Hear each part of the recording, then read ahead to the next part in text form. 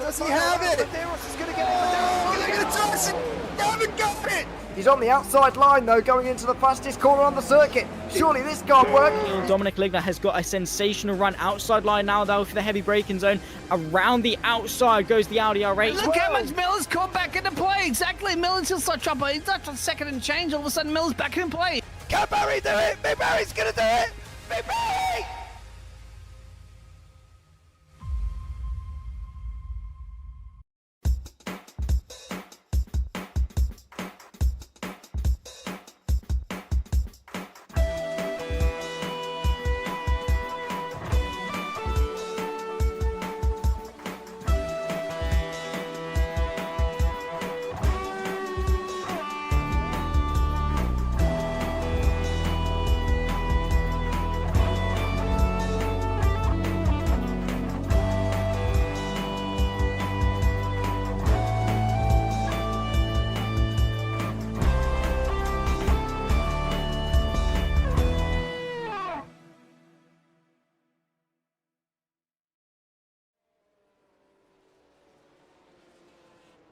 Good afternoon, ladies and gentlemen. We're back for the Virtual World Sportscar Championship Round 5 from Le Mans. It is 2.4 hours of racing here, and what more can we say? It is the 1964 Le Mans, no chicane, straight run all the way through. It's going to be amazing. I am James Barber, going to be joined in the booth by Bradley Dalton once more, and yes, the bug in my ear is back again. Mr. Paul Glover, he will be on the cameras for me. So Stacey, well, we're going to hear voices once more, but it's going to be absolutely amazing. Let's take a look at the calendar here this evening. Or this afternoon, I should say, as we have done Daytona, we've done Sebring, we've done Targa Florio, and now it is Spa-Francorchamps, where we've done that one as well. And now it is Le Mans, 2.4 hours of Le Mans for round 5. For round 6, we are off to Reims on the 6th of July, so quite a long break between the two. Coppa Carotti Hill Climb on the 27th of July. Coppa Diana on the 10th of August. Goodwood on the 17th of August. Nürburgring on the 5th of October. So quite a long break between August and October there. Monza on the 26th, then Bridgehampton on the 16th, then Provence Alps Hill Climb on the 30th, then Paris for the 100 minutes for the season finale down there on the 7th of December. The track itself, well, if you've never seen it, it is going to be absolutely incredible. 8.37 miles, 13.46 kilometers, and it is the 1956 to 1964 layout. Dunlop, the S's, Tetra Rouge, down the Mulsanne Straight, through the kink on the right hand side for turn 6, and then we go into turn 7, which is Mulsanne. Coppa de Golf for 8, Indianapolis for 9th, Arnage for 12, Coppa de Busan for 13 and 14, and then Maison Blanche for the final little kink towards the end for 16 and 17. Challenges here this evening, well, it's going to be very, very, very interesting on that front. They've got to use the draft. The draft is going to be massive. It is going to make or break you whether or not you're going to be in touch with the leaders. Don't miss the braking zones. As you can see on your screen, it is going to get dark. So easily done. Survive the start, survive the night, and survive the weather. That's what they've got to do here this evening. So let's see how they get on with that one. Strategy corner, Div 1 and Div 2. Long straights, need top speed, avoid hits, manage fuel. Well, let's see how they all get on. Fuel is about 30 to 40 minutes. They will be making 2 to 3 stops. Car to beat are the Porsche 904 and the Alfa Romeo Giulia in Div 1 and Div 2. Moving on into Div 3, of course, it will be the 40 to 55 minutes of fuel, 1 to 3 stops. Now, I know that's very varied, but we'll see how they go on here as well. If anybody are going to try fuel saving, you might get 2, but you know, if they're going to go full flat, right, you're going to get 3. Cars to beat will be the Corvette Stingray and the Shelby Daytona. In the point standings at the moment, we'll start off With the Div 3 standings, it is Magnus Dahlgren out in front on 25.5 points, with JT Tammy on 22. Then we've got Bradley Sellers sitting in third, with Nicholas Kirstens in fourth, Ross Smith fifth, Timon Suvic in sixth, and Alexander Schultz in seventh, Woodward De Bruyne in eighth, and Ethan Funk in ninth. Then you've got Brian Hall, Karen Vesser, Jason Whitehead, Mike Bell, Angus Tong, Dave Cause, Tom Lane, Nicholas Hildebrand, and Miguel Ramos. In the team standings, Emmy Racing are in front on 42.5, with Rookie Monsters in second, Smile Power in third, Scudiera BWOT in fourth, and then Storm Rider Racing in fifth place. In the Div 3 AMS, it is Jerry Chen out in front on 37.8, with George Angelidis in second, Barry DeMalzo in third, John Mayer in fourth, Yaroslav Zakic in fifth, Peter Meyer in sixth, and Tom Mountjoy there in seventh. Them two yet to score points. In the teams, it's Flying Kiwi Racing out in front of John Mayer and Jerry Chen, and Scudiera Cavelli in the Ferrari 250 with Barry DeMarzo and George Angelidis. In the Div 1, Div 2 Pros, there's quite a lot of them, I'm not going to lie. And it is led by Alko Busanic at the moment on 19.9. Cameron Barker in second, with Dan Herlock in third, and Becky Ely in fourth. Dan Kirby down in fifth, which may surprise some people, with Ben Borman, David Shun, Darren Andrews, Oliver Day, Diego Castro, Alfredo Cabrera, Scar Pope, Alexander Nekoroshkov, Alexei Zagar... Oh my God. Zagaregnev, Craig Bullen, then we got Reese Gardner, John Uyan, Gilles Lalonde, Tigran McIntyre, Oliver Newman, Nikita Smirnov, Declan Grady, Matthew Overton, Ollie Cargelanti, Luke Tavanari, Neil Wood, Tony McCoffin, and Robert Strachan. In the team, CMS Pro in front in the Alpha, with Fatigo Monsters in second, Joy Motorsport in third, Mike Bell Motorsport in fourth, Alpha Australis in fifth, then Lufthansa Porsche in sixth, Cyberlinks in eighth. Not quite sure where seven's gone. With Associate Automobile in ninth, Black Knight in 10th, Gasco Links in 11th, and Kiro Bear in 12th place. In the 1-2 AMS, it is Eric Monet out in front on 27.4 points. Adam Gray in second on 20.299999 recurring till we get to the 7. James Bowders in third, with Santiago Dancourt in fourth. Luke Goodlife in fifth. Tom Mountjoy in sixth. Fernando Ferreira in seventh. Pavel Shenaborov in eighth. Mateus Bogle, ninth. Felipe Marazzi, Stephen Miller, Philip Dicardi, and Mateo Treshev. In the team standing, Mistral Targa out in front, with Reptile Racing in second, and Gasolinks Racing Porsche in third place. And that is it from me. I've spoken for ages. Let's bring Brad into the booth. Brad, hello mate, how are you? Good evening, good afternoon, everyone. James, I'm doing pretty well. It's Le Mans. We're hitting the fun times of the endurance racing season, where you get Le Mans, you get some of the big historics. I've done like 5 Spa broadcasts in the past month, so I'd like to think that we're going to Le Mans, and you know, this is a track for me that I'm expecting good racing from. I'm expecting action from. Of course, the last few rounds of historic have been pretty wild, and I have a feeling that Le Mans is going to give us nothing less than excitement for 2.4 hours. Yeah, I think you are right. This is just going to be absolutely insane. Now, in this 1964 real-life Le Mans, it was actually won in a Ferrari 275P, apparently, with the team of Georges Guichet and Nino Vaccarella. Now, that was the original IRL winners of this one here, Brad. But who do we think is going to win this one of the CMS 1964 Le Mans? I don't have a good answer for you. That's the thing. I don't really know who to expect to win. I don't want to say a car. I don't want to say a name, because I don't know if I'm gonna be right or not. It's going to be fairly evenly matched all the way through, I think. That's the thing. I think a little bit of it is going to be luck. A little bit of it goes back to those survivals. Keys to the race that we talked about. Surviving the start, the night, any weather that comes in. not missing your braking zone is going to be a big one. So I think it's just going to be whoever can keep their head together for 2.4 hours is really, really going to be who wins it at the end. And ladies and gentlemen, and that is how you commentate and sit on the fence and get splinters in your bottom. So there we go. Mr. Reese, welcome into YouTube chat as well. Stacey, thanks so much as always joining us. Much appreciated. I know who to expect to win. The Shelbys were already by far the best on the straight, and they got a BOP to be even better now.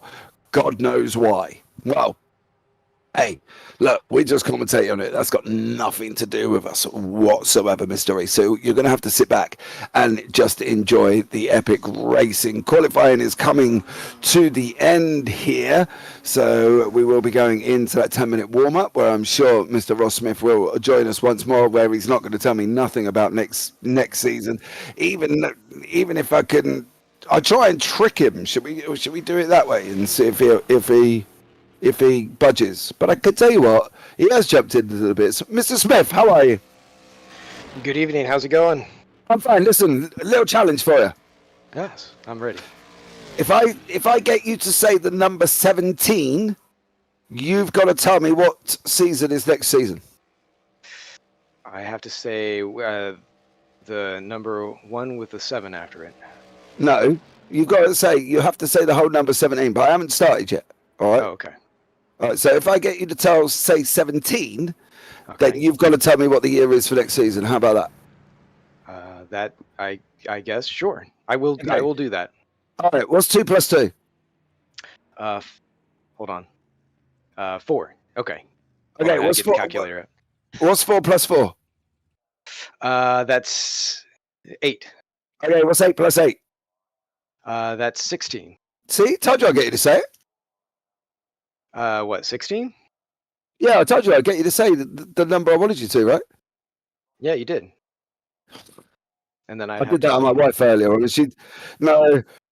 nearly. I did it on my wife earlier, and I said to her, see, I told you I'd get you to say it. She went, no, you said I had to say 17. I said, see, there you go, darling. She went, oh, well, I won't use the expletive that she called me, but, you know what I mean, it worked on her.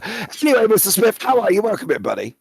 I'm good, thank you. It's a pleasure to be here. It's a beautiful day. Looks like it's a beautiful day in France as well. Although it's a little bit of overcast, so a little bit of chance for some wet, but probably not too much. Let's see. Anyway, as the grid is appeared on your screen, Bradley Sellers is in first with Ross Smith in second. Tom Lane in third with Wout de Bruin in fourth.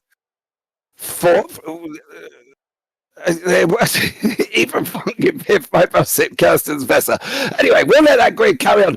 Ross, what are we expecting from you today? Come on. For me, I'm gonna drive my little heart out. We're working with Wouter here, my teammate, who's back and forth. He did a great job coming up there just at the end. Just couldn't quite put it up on Bradley. He got a really good run. I think he had some slipstream he was able to manage there with Ethan.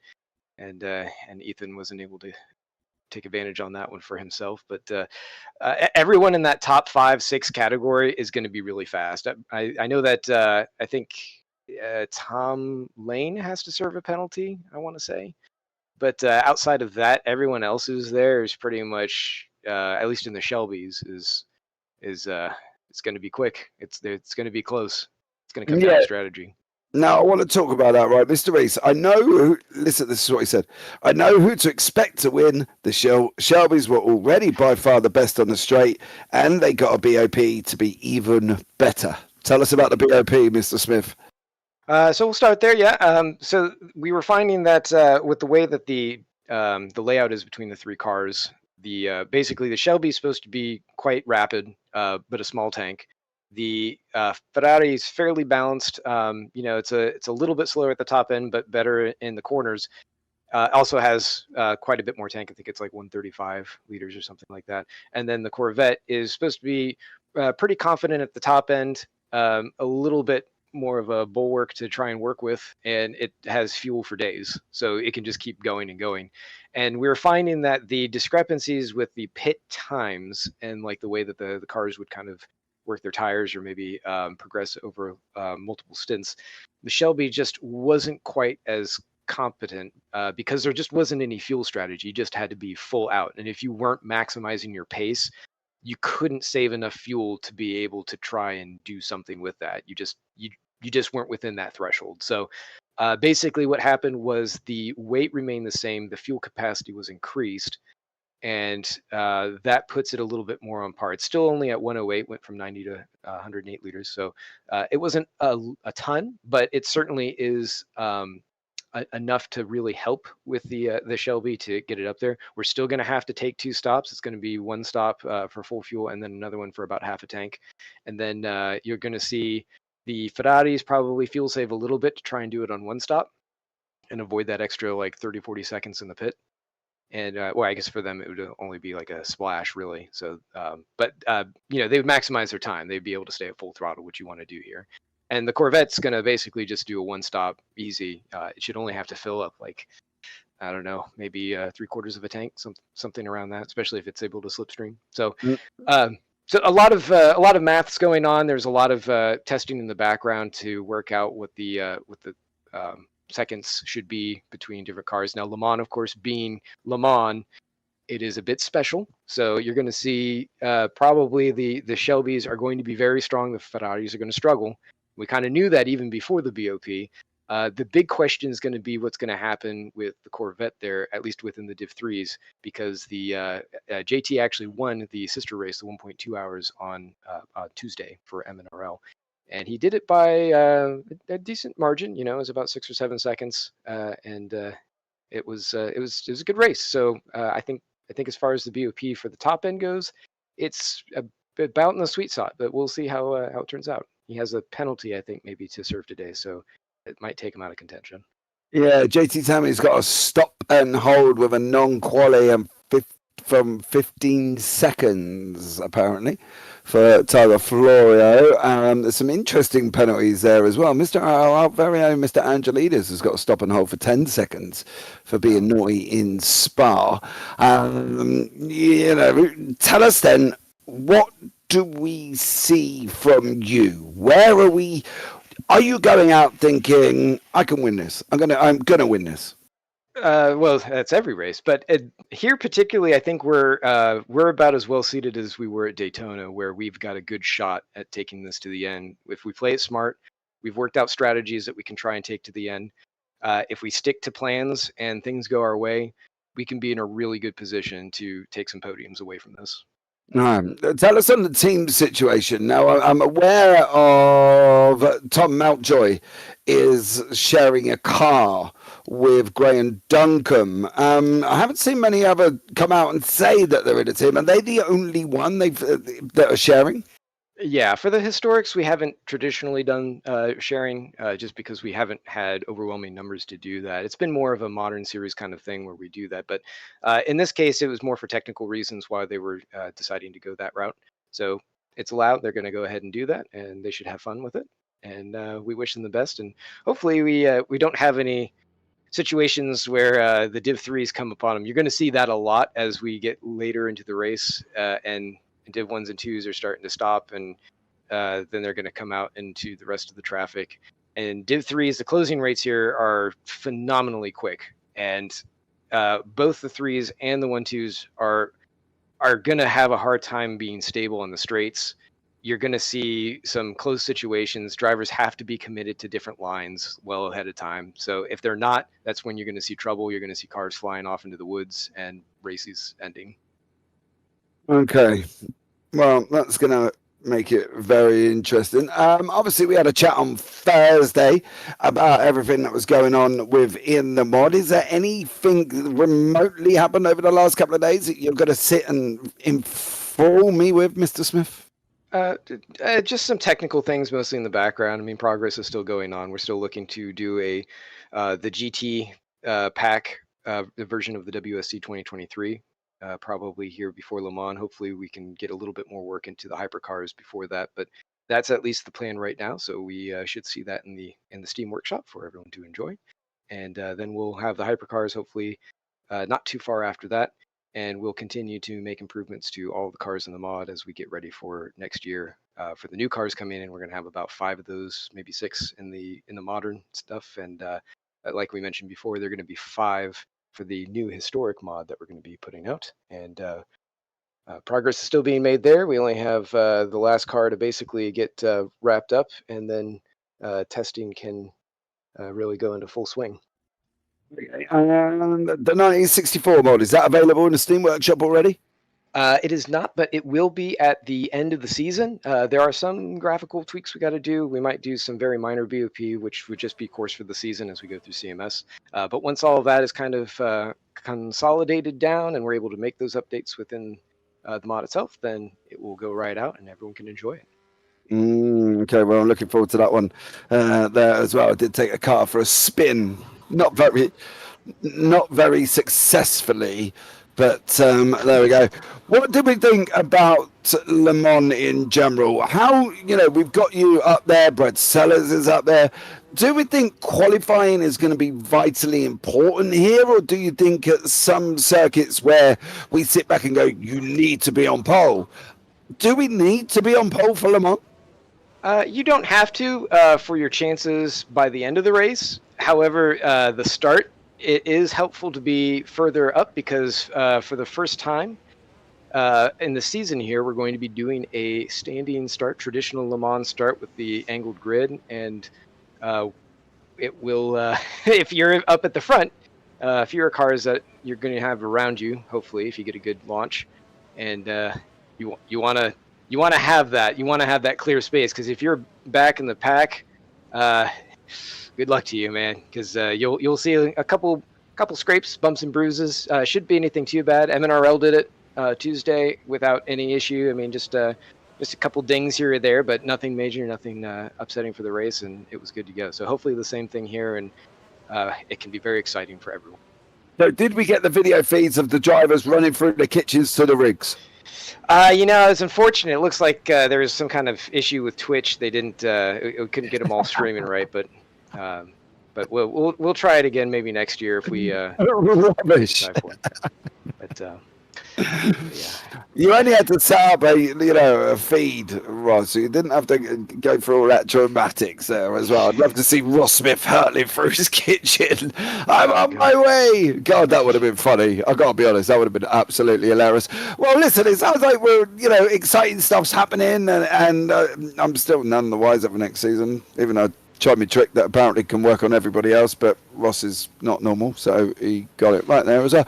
Ross, have a good race, dear sir. Thank you so much for joining us as always, and we look forward to maybe having a chat with you in about 2 hours and 40 minutes to see if you're on the podium. I would love it. I hope we can make it exciting for you, and maybe not too exciting. I'll tell you what, mate, if it's anything like NAS on Thursday, I think I would probably need a defib by the end of that. Well, it's I can tell you on Tuesday, there were plenty of close racing strategies going through that just made it a whole lot of fun all the way through to the end. So we're thinking probably more of the same. Oh, and I want to say shout out to my team. We're running our Le Mans livery specials, and for mine, I have the hundreds Marlboro pack on here because. Coming up towards the end of the season here in the next 7 races, I want to say, it will be my 100th race. And this is actually the 100th, Goodwood will be the 100th for VWC as a series. Nice. Well, I look forward to that. I just had a look around your car. It looks very nice, by the way. So, well done to you. Looks better in the sunshine, I will say that. Unfortunately, it's great. Yeah. What's the chances of rain just before we go? Fairly minimal. We might get some sprinkles, but at this point, it's looking like it's kind of died off and won't come back again until probably late tonight. Okay. Well, Mr. Smith, thank you so much for joining us as always, buddy. It's been a pleasure talking to you, and we'll see how you get on in the race.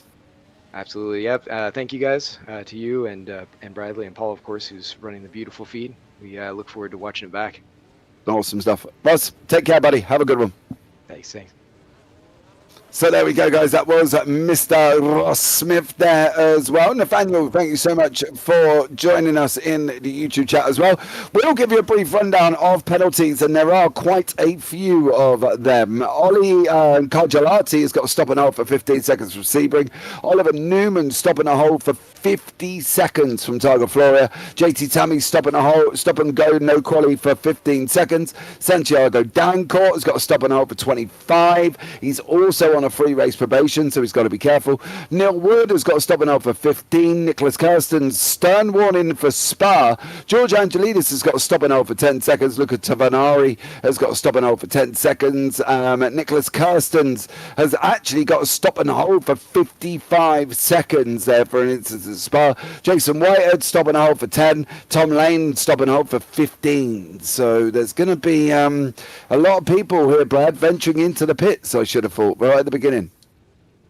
Yeah, I think your best option if you're any of those drivers that have a stop and hold, especially if you're someone like Nicholas Kirsten who has a 55-second stop and hold, just get it out of the way early. Get it out of the way and just go ahead and bite the bullet. You're going to be off the pace slightly. You're going to be out of the mix a little bit, but you can make that up across a 2.4-hour race. This isn't like a 60-minute race or 2 laps of a track. This is 2.4 hours. You've got plenty of time to go, so I would just go ahead and get your penalty out of the way early. Maybe even, you might want to wait and serve it at the first pit stop, but I would just get it out of the way as soon as possible. Yeah, I agree with you because of the fact that the lap times are going to be 3.5 minutes. You're not losing a massive amounts to the opening lap and then dive into the pits. Get it out of the way. I think that's the best way for anybody that's got any form of penalty. I am a little bit worried, though, that the pit lane's going to get quite busy if everybody that is having a penalty is here. And I'm trying to see who is actually here as well. Maybe we can get some information on that in the background up there. Maybe Paul can work his magic and tell us who we've got. Oliver Day. Nope. Ollie Newman is here, so he's got one. I think JT is here. Santiago Dancourt, is he here? Yes. So he's going to be in for a long time. Neil Wood. Let's have a quick look. No Neil Wood. Nicholas Kirstens. Yes, he's here, so he's going to be in there as well. Obviously, George. I expect George to be here somewhere, but then again, George wasn't in Niles on Thursday, so is he here at the moment? Yes. Luca Tavanari. Let's have just a quick bear with us, guys, as well, as this has been jumping around this entry list all day. He's not here either. Jason Whitehead. Is he? Tom Lane's definitely here, and Jason's here. So there's going to be quite a few venturing into the pit lane here right at the beginning. So it could get quite chaotic. Not only do we have not the run to the race car start that I would so much love to watch. We've got obviously the slanted car start where they did run across, and obviously we've just been notified that obviously the penalties have got to be served in the first 3 laps, so that's going to be something that they're all going to be looking out for. Personally, I would just go in and get it over and done with. Literally go in, first lap, dive into the pits, Brad, and get it done. But how chaotic is the start going to be with the slanted cars on the grid? Yeah, and the thing is, the start is just go. There's no formation, there's no warm-up. It is literally get in and go as soon as the green flag drops. So judging by what we just saw coming out of the warm-up in the pit lane and seeing a few people careen into each other just coming out of the warm-up and getting into their grid boxes, I'm going to go ahead and tell you right now this race start will be nothing but pure chaos. It's going to be an absolute mess, and I'm kind of okay with it. I like that traditional Le Mans style start. It's going to... We're at Le Mans. Why would you not do it? Let's leave it at that. Can you imagine the feed, though, that we would have had if, Ross was running through his kitchen to literally get to his sim rig? That would be absolutely amazing. I'd love to have seen that. I'm a little upset that we didn't get that. Ross, I think Ross's penalty for not giving us a feed of him running into his rig to get going should be that Ross has to tell us what the cars are going to be next year. So that is my penalty. I have a gavel in my hand that I'm banging in the air. You can't see it, but yeah. So penalty for Ross. Tell me what's going on next year. Bang, bang. There we go. Well, let's have a look through the grid. You've seen it a couple of times pop up, but let's actually read it through here. It will be Mr. Bradley Sellers on pole with Ross Smith in second, Tom Lane in third, and Woodward Breward in fourth. All Daytonas on the first 2 rows. Moving on from there, we're going to have Ethan Funk, Mike Bell, Nicholas Kerstens, and Carl Vesser will be the top 8 as we go into the next set of cars here. We're going to be looking at JT Tammy, who's obviously got the penalty. Jason Whitehead's got a penalty. Timon Suvic, Magnus Dahlgren will be rounding out the top 12 in the Ferrari. And then on from that, Jerry Chen, Brian Hall, John Mayer, and George Angelidis down in 16. Again, another one that's got a penalty here as well. Moving on to the next row. 17 is Dave Coors in the Ferrari with Barry DiMarzio, Tony McCoffin, and Becky Ely down in the Lotus 23B Ford. Going on from that one, it's Elko Busanic, Eduardo Benico, Daniel Herlock, and Oliver Day rounding out the top 24. Going into the back end, we've got Reese Gardner in 25th, John Huyan in 26th, then Yuka Takanashi in 27th, and then Diego Castro in 28th place. Down in 29th is Eric Monet with David Junt right next to him there. Adam Gray and Oliver Newman. Of course, we're aware Oliver's got a penalty to go and serve as well. Sensibly, do it on the first lap. Get it over and done with. Going on to the next set, Matthew Overton, Tom Mountjoy, Fernando Ferreira, and Filippo Marazzi rounding out the Scar Pope. James Bowders, Jari Zakic, and Peter Meyer round out the top 40. Then on from that one, it's still going, guys. It's still going. We've got Alfredo Cabrera, Joe Lalonde, Craig Pullen, and Oscar Dancourt. I wonder if he's related to Santiago. I wonder if that's a family member in that 44th. And then, there's Santiago in 45th place. So there we go. Becky did make it. Yay, go Becky. Yeah, she's made it. So clearly feeling a little bit better than she was the other day. 45 cars. Slanted start, chaotic. Turn 1 through Dunlop and up through the S's. Can it really settle down by then, or do we think as we're going down the Mulsanne for the first time, it should settle down a little bit? Yeah, no, it's not going to settle down, I think, until we hit the kink. I think it's going to take it that long, if not even towards Indianapolis, for things to really, really be exciting. I think the whole first 3/4 of lap 1 are going to be close, competitive. I wouldn't walk away for at least the first lap. If you decide you have to use the bathroom or something, I would sit through lap 1. Very, very interesting analogy, Mr. Bradley, to be honest. Don't go anywhere. Why would you want to? Come on, let's be real. You can listen to me and Brad on a Saturday afternoon having conversations with a voice in our head. How many kittens are you going to have with this start? I'll tell you what, if you have not gone back and watched the NAS from Thursday, it doesn't matter what channel, go CMS, JPB, it doesn't really matter.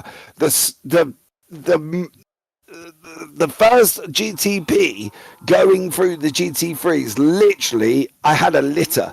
I didn't have kittens. I literally had a litter. It was absolutely insane. It was by far, and I've broadcasted thousands, I think, of races, got to be by now.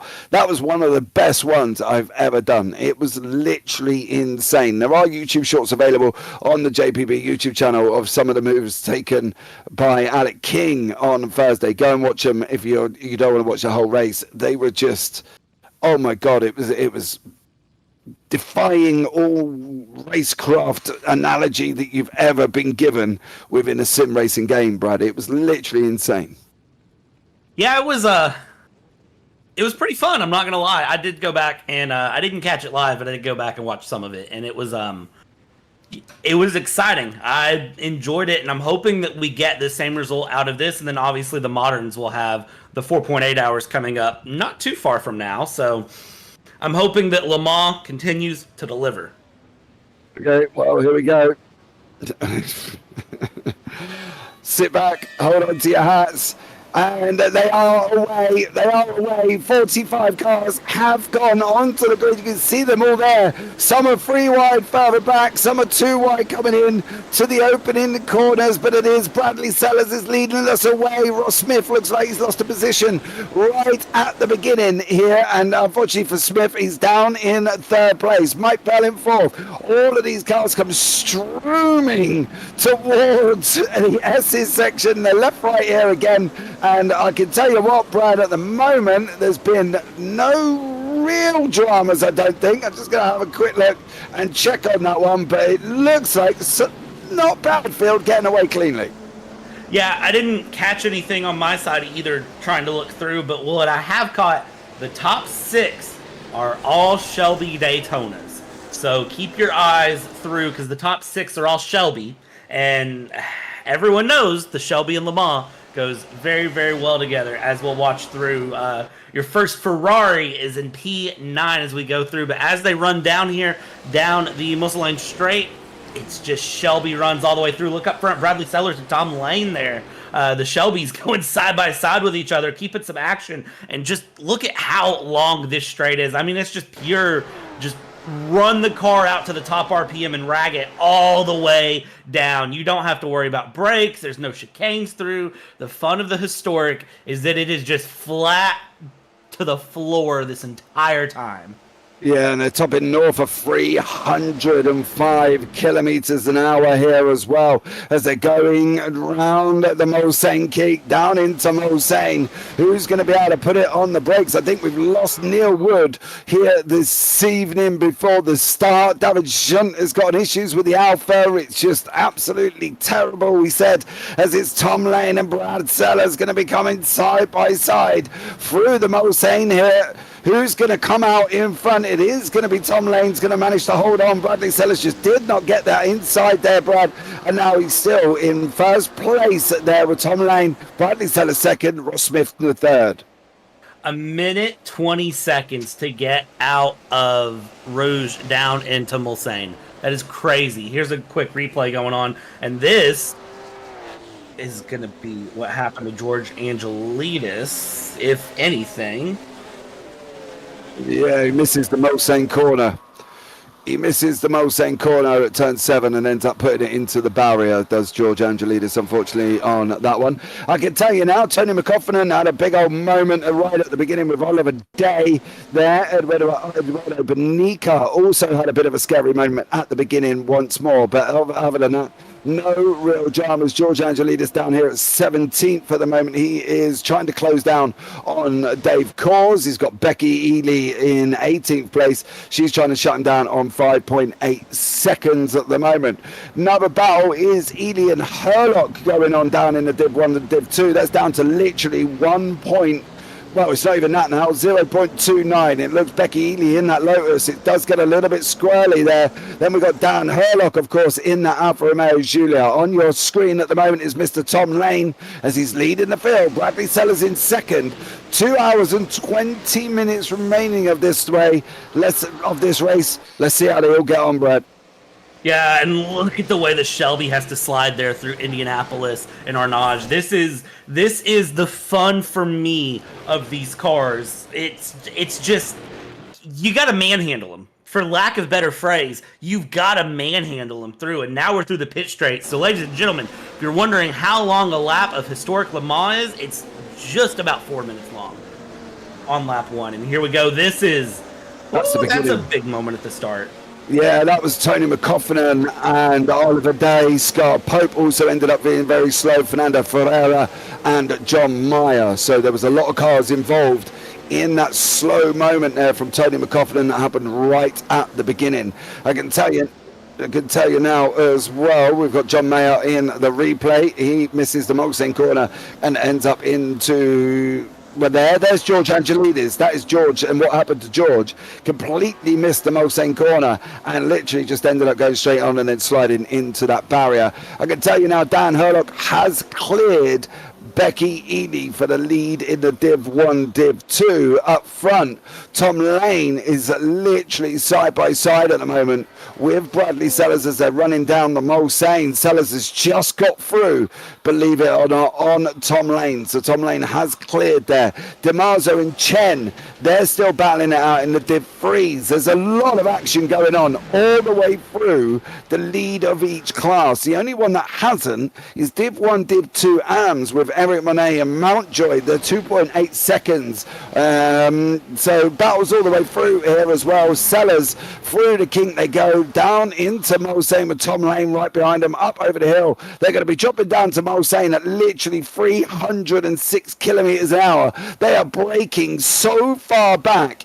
It is literally insane, and Tom Lane's just made that move through Mulsanne once again. Yeah, I want to mention Oliver Day because Oliver Day's mom was in YouTube chat asking where her baby was, and then we showed Oliver Day spinning out. So good news is, Mama Day, 2 hours and 18 minutes left to go in this race. Plenty of time left to go. And I'm going to go ahead and tell you right now, these cars are going to stick together. That draft is so powerful here. I'm going to tell you right now that just watching through, I mean, it's going to be pack racing the entire time. James, I hope you've had plenty of coffee or a Red Bull, whatever you might drink, because there is going to be a lot of action that we have to keep up with top to bottom. These guys are just going to be in packs and packs and packs. Look at the bottom right there. That is your lead of the race overall in the bottom right corner. Tom Lane, Bradley Sellers, they swap places once, they swap places twice, they swap them a third time. It's just going to be back and forth the entire time unless one of them makes a mistake and gives the other one more of a gap. They're going to need over a second at least. But look at that. Somebody sliding through. I want to say that was Smith possibly sliding through on his brakes. Yeah, Oko Busanic was also, he slid through Mulsanne. He was in that big pack with obviously Becky Ely and that kind of thing as well. So we believe we've lost our first person here. Brian Hall, we think, has had a moment as a DNF'd as well. So we can see if we can have a look back at that one with Brian Hall and what he did here. Oh, he completely missed the kink going round Indianapolis. He ripped the wheel off his car, and lucky enough, everybody else avoided him. This is what's going to happen on your screen right now. He's right in the pit lane. You'll see him come over the hill. He just misses the kink, like literally on the run into Indianapolis, misses the kink, and it ends up in the wall. And and then tyre comes off, and then it all just does not go well for Mr. Brian Hall. First DNF of the evening here, Brad. Not the only one, I don't think. Yeah, 45 cars started. How many cars finished is the question. And when you consider the way the Shelbys are having to drive, I mean, look at them. They're literally having to drift over the corners through the S's, through Rouge. I mean, they're literally having to slide these cars out just to keep them together. Look at that. So if you consider that they've got to keep that up for 2 hours and 24 minutes, just one small error is going to be a problem. Becky Ely in the car that I will always be judged that I don't like it as much, the Lotus 23B, is opening up a gap here that you can see on the main screen down in the bottom right. We're keeping our eyes on Tom Lane and Bradley Sellers. But look at this. Becky Ely's starting to open up a gap and kind of run away. Very, very happy to see Becky here. And then Herlock and Reese Gardner fighting down the pit straight. Look at this battle. They're saying the Alpha was hard to handle, but I mean, they're making it look pretty easy right here for P2.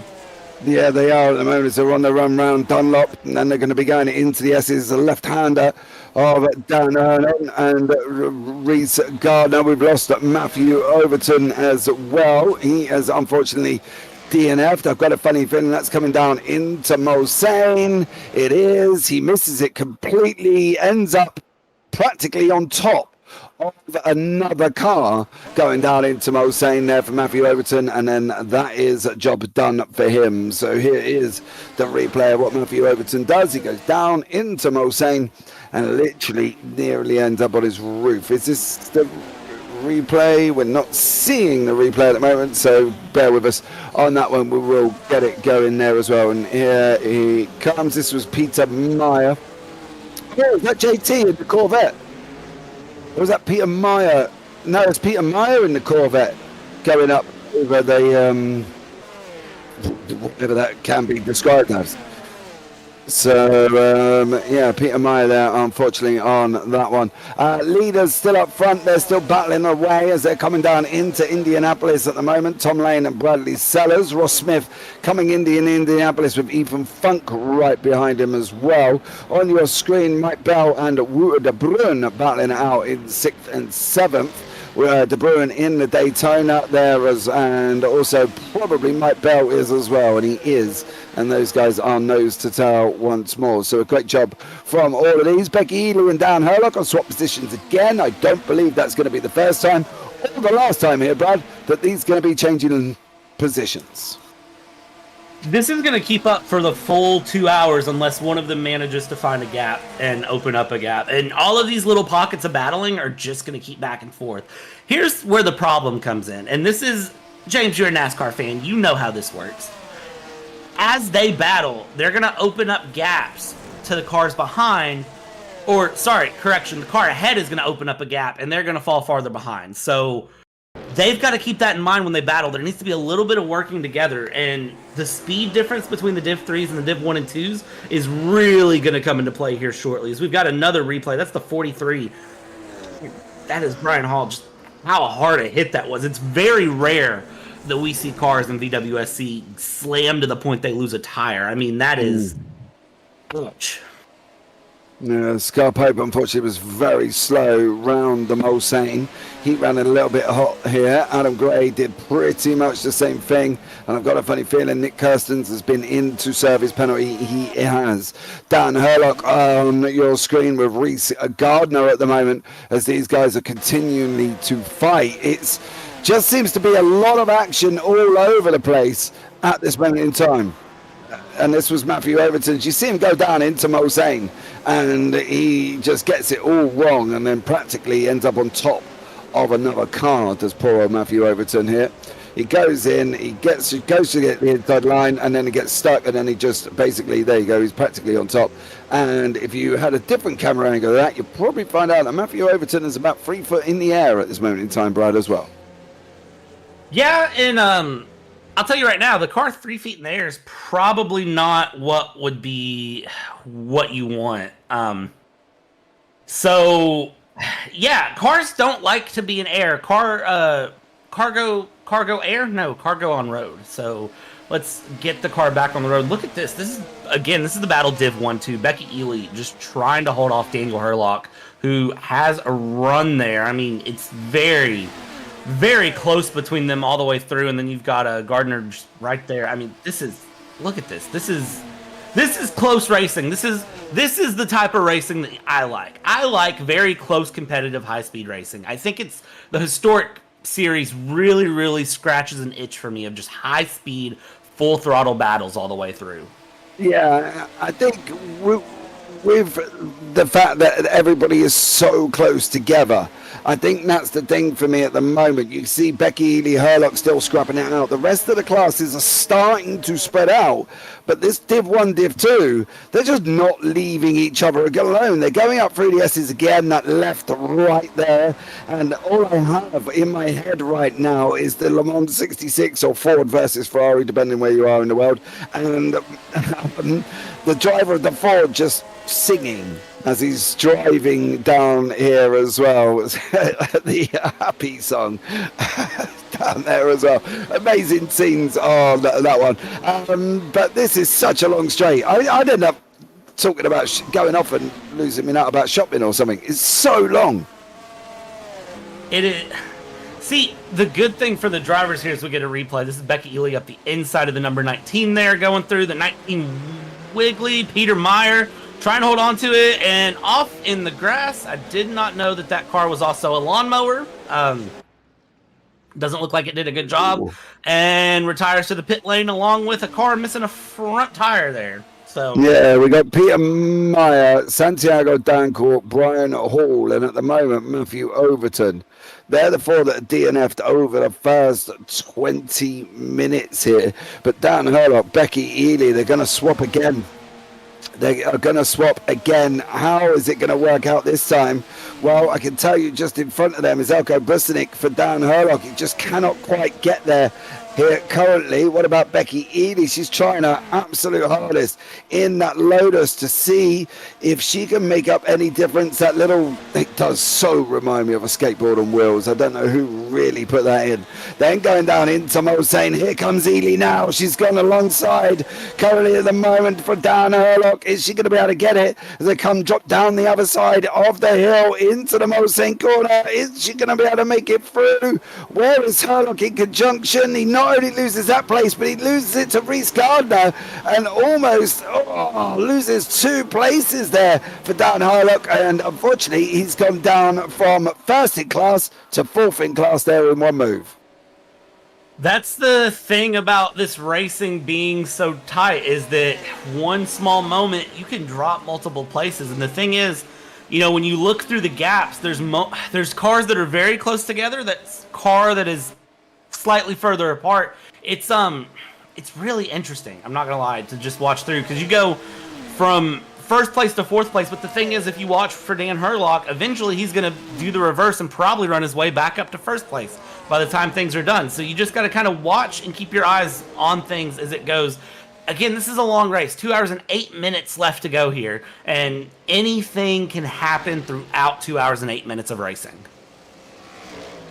Can anybody point me in the direction of where our leader has gone in Tom Lane? He is all the way down in 9th place at the moment.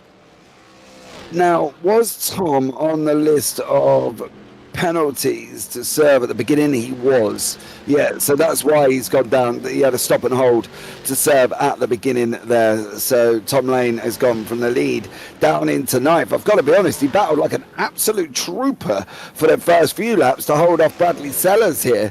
Didn't quite, well, he did manage to do it until obviously he had to go and get the penalty. Ethan Funk is just about to go up the inside of Ross Smith, so a great job from him. And then we've got Elko Busanic and Becky Ely continuing to fight it out further down here again as they're coming near enough, I believe. Should be over the start. Where are they? All the way down, coming into the S's.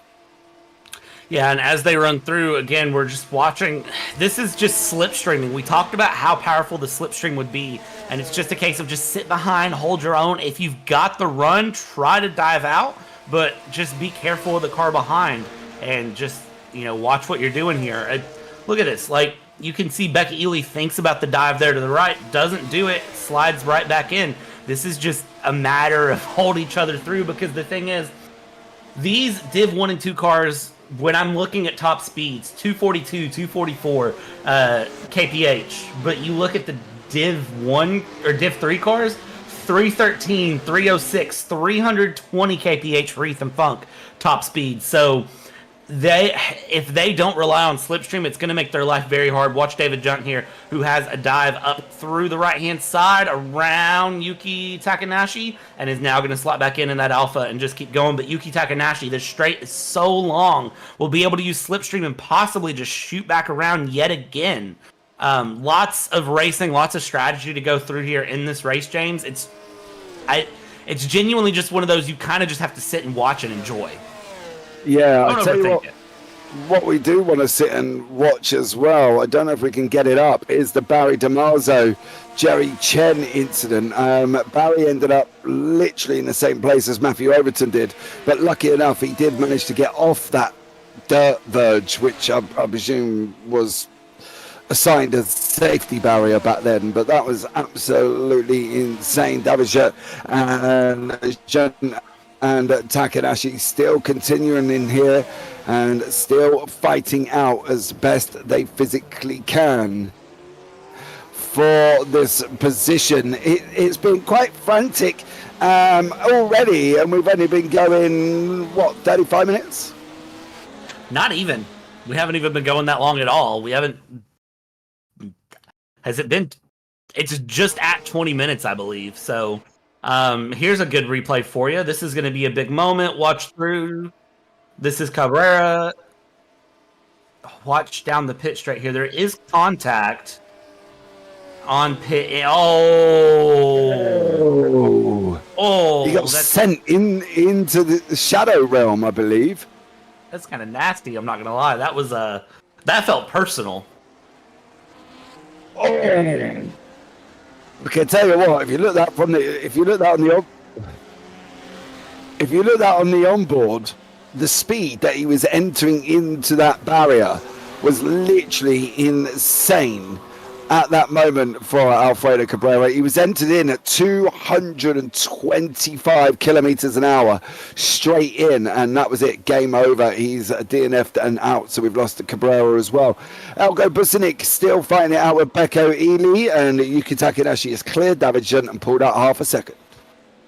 Yeah, that Busanic and Ely battle is going to be a big one again all the way through. I'm really interested in the Div 3 battle here with Sellers, Funk, Smith, as they're separated by just about 3 seconds, which isn't a lot of time, really, but it's just enough that none of them really have slipstream as it goes through. Becky Ely here with Elko Busanic, and this battle is going to rage on for a while as we continue to watch. Down the pit straight they come, and again, the fun of historic Le Mans is that there's no chicanes, there's nothing that really breaks up the racing. It's a lot of just slipstream go, and you've got to just, the few corners you have to nail. Like turn 1 here, through the Dunlop curve, you have to nail this.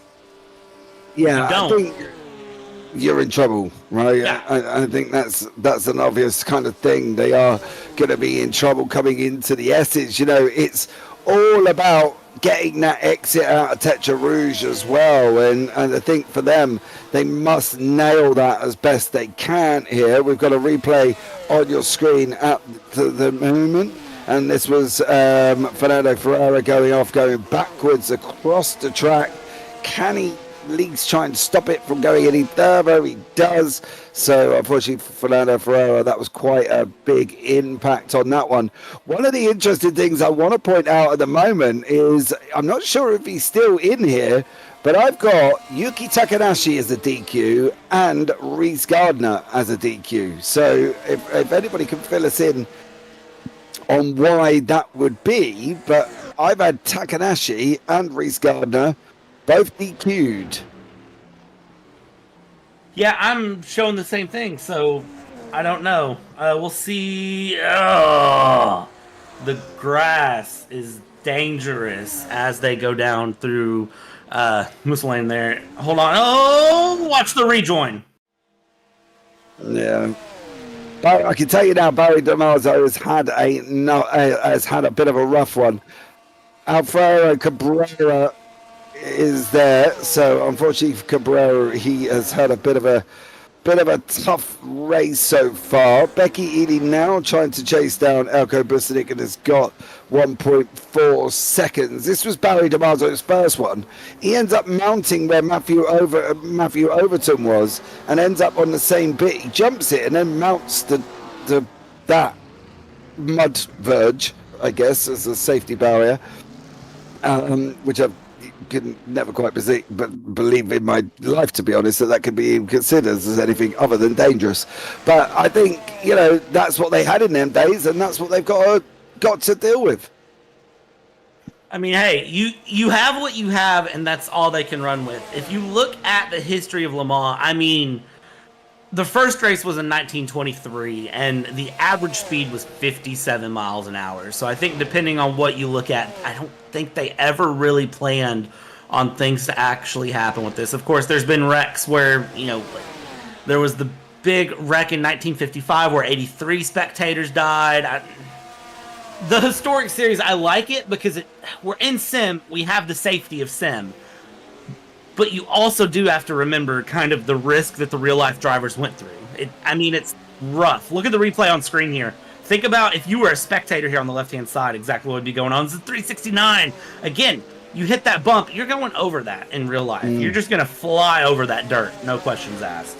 Yeah, and the speed that they're coming in as well is physically insane. And I wouldn't have wanted to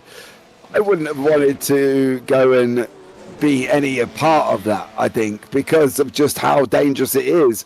Or I'd make sure I was in a place where possibly I'm not going to have any trouble. But this is Matt Overton here. He is DNF now as well.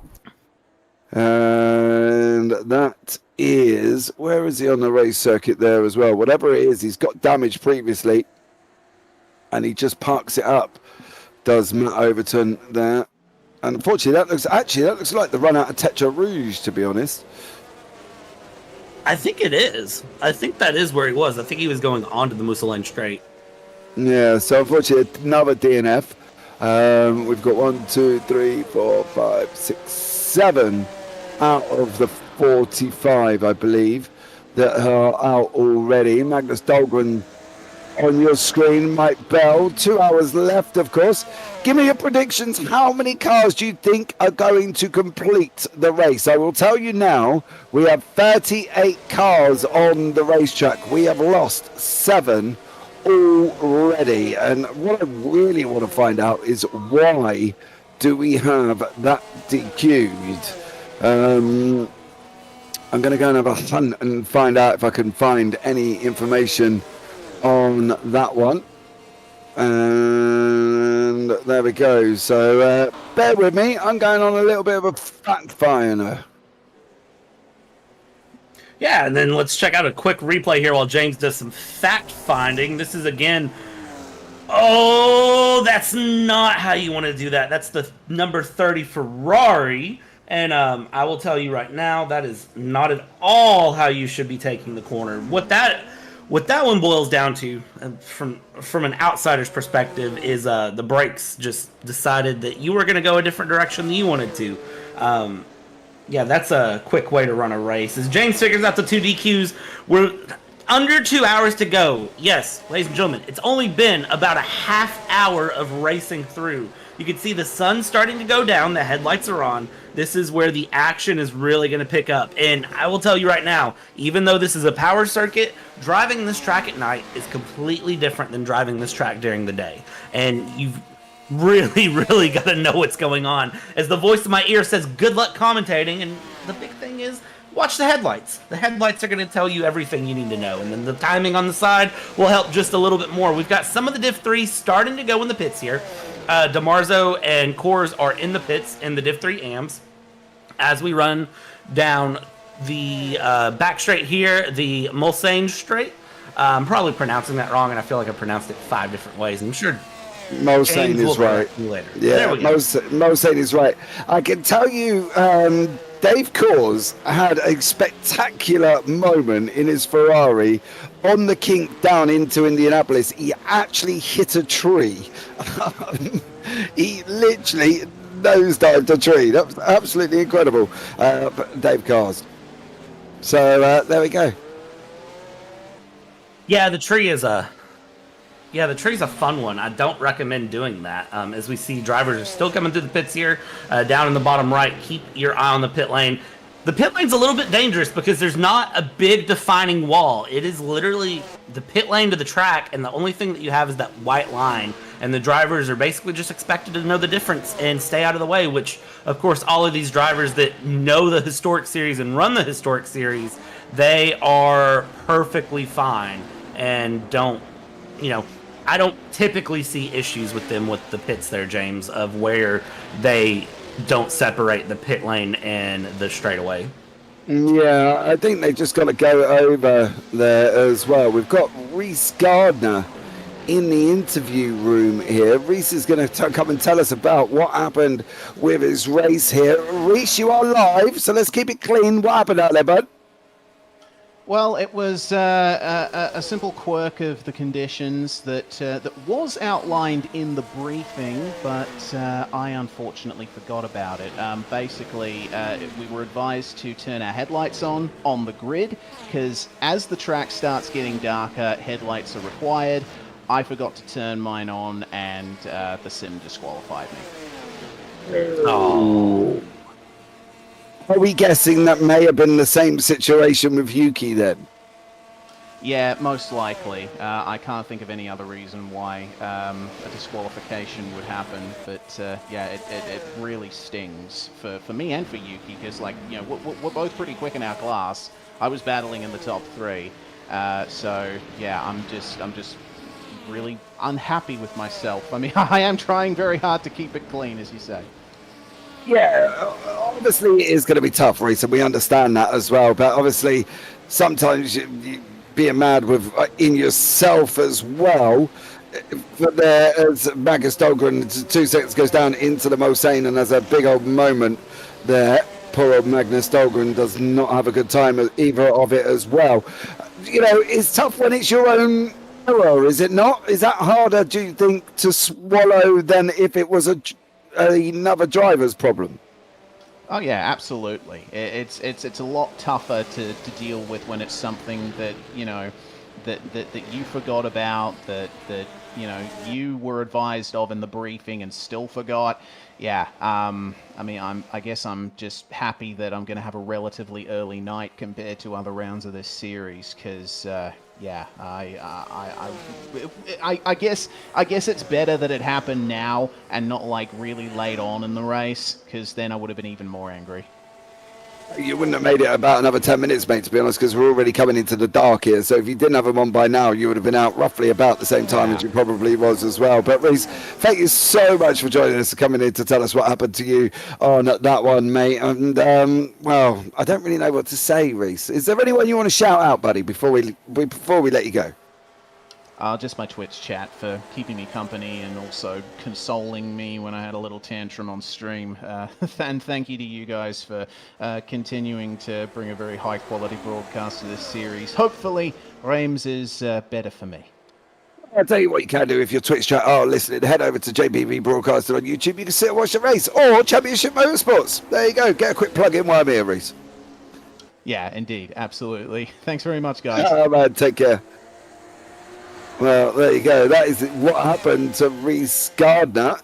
Tough bit of pill to swallow, but when it's your own mistake, I guess it makes it even harder. Yeah, and I hate that it just straight disqualified him. That's Are you saying then he should have had a warning at least about, look, mate, put your lights on? Is that what you're saying? But you can't. The game doesn't differentiate from that scenario, does it? Especially when he was told in the briefing. Yeah, I think it's. I mean, again, it's one of those as a driver. I mean, I'd be mad. I'd be furious. It'd be like, you know, why doesn't the sim give me some sort of a warning of like, hey, turn your headlights on? Why is it just straight to a disconnection? But it's also as a driver, you know, you were told in the briefing. It is in the briefing. So you kind of just. It is what it is. Like, it sucks, but it is what it is. You regroup, you learn, and you get ready for the next race. That's all you can do in that situation. It's not like he can get the game to reverse it and go back out on track. I mean, it's done, it's over. So, as he said, it's on to the next one.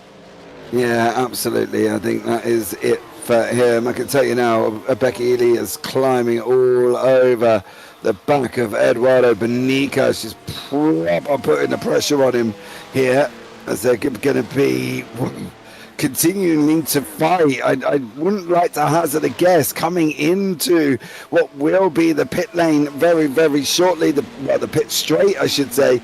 And what is Becky Ely going to do here? Is she going to be able to go round before she gets up through Dunlop and through the S's? Or is she going to wait for the Mulsanne, do you think?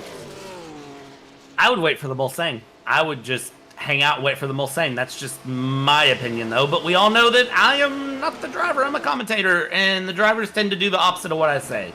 So let's sit and wait and watch, because they also have the Div 3 traffic that is starting to work its way through as well. So maybe try to take advantage of that. We'll see. Becky Ely's a very smart driver. I'm one of the people that are very glad to see Becky Ely out on track. So we'll see what Becky Ely decides to do here.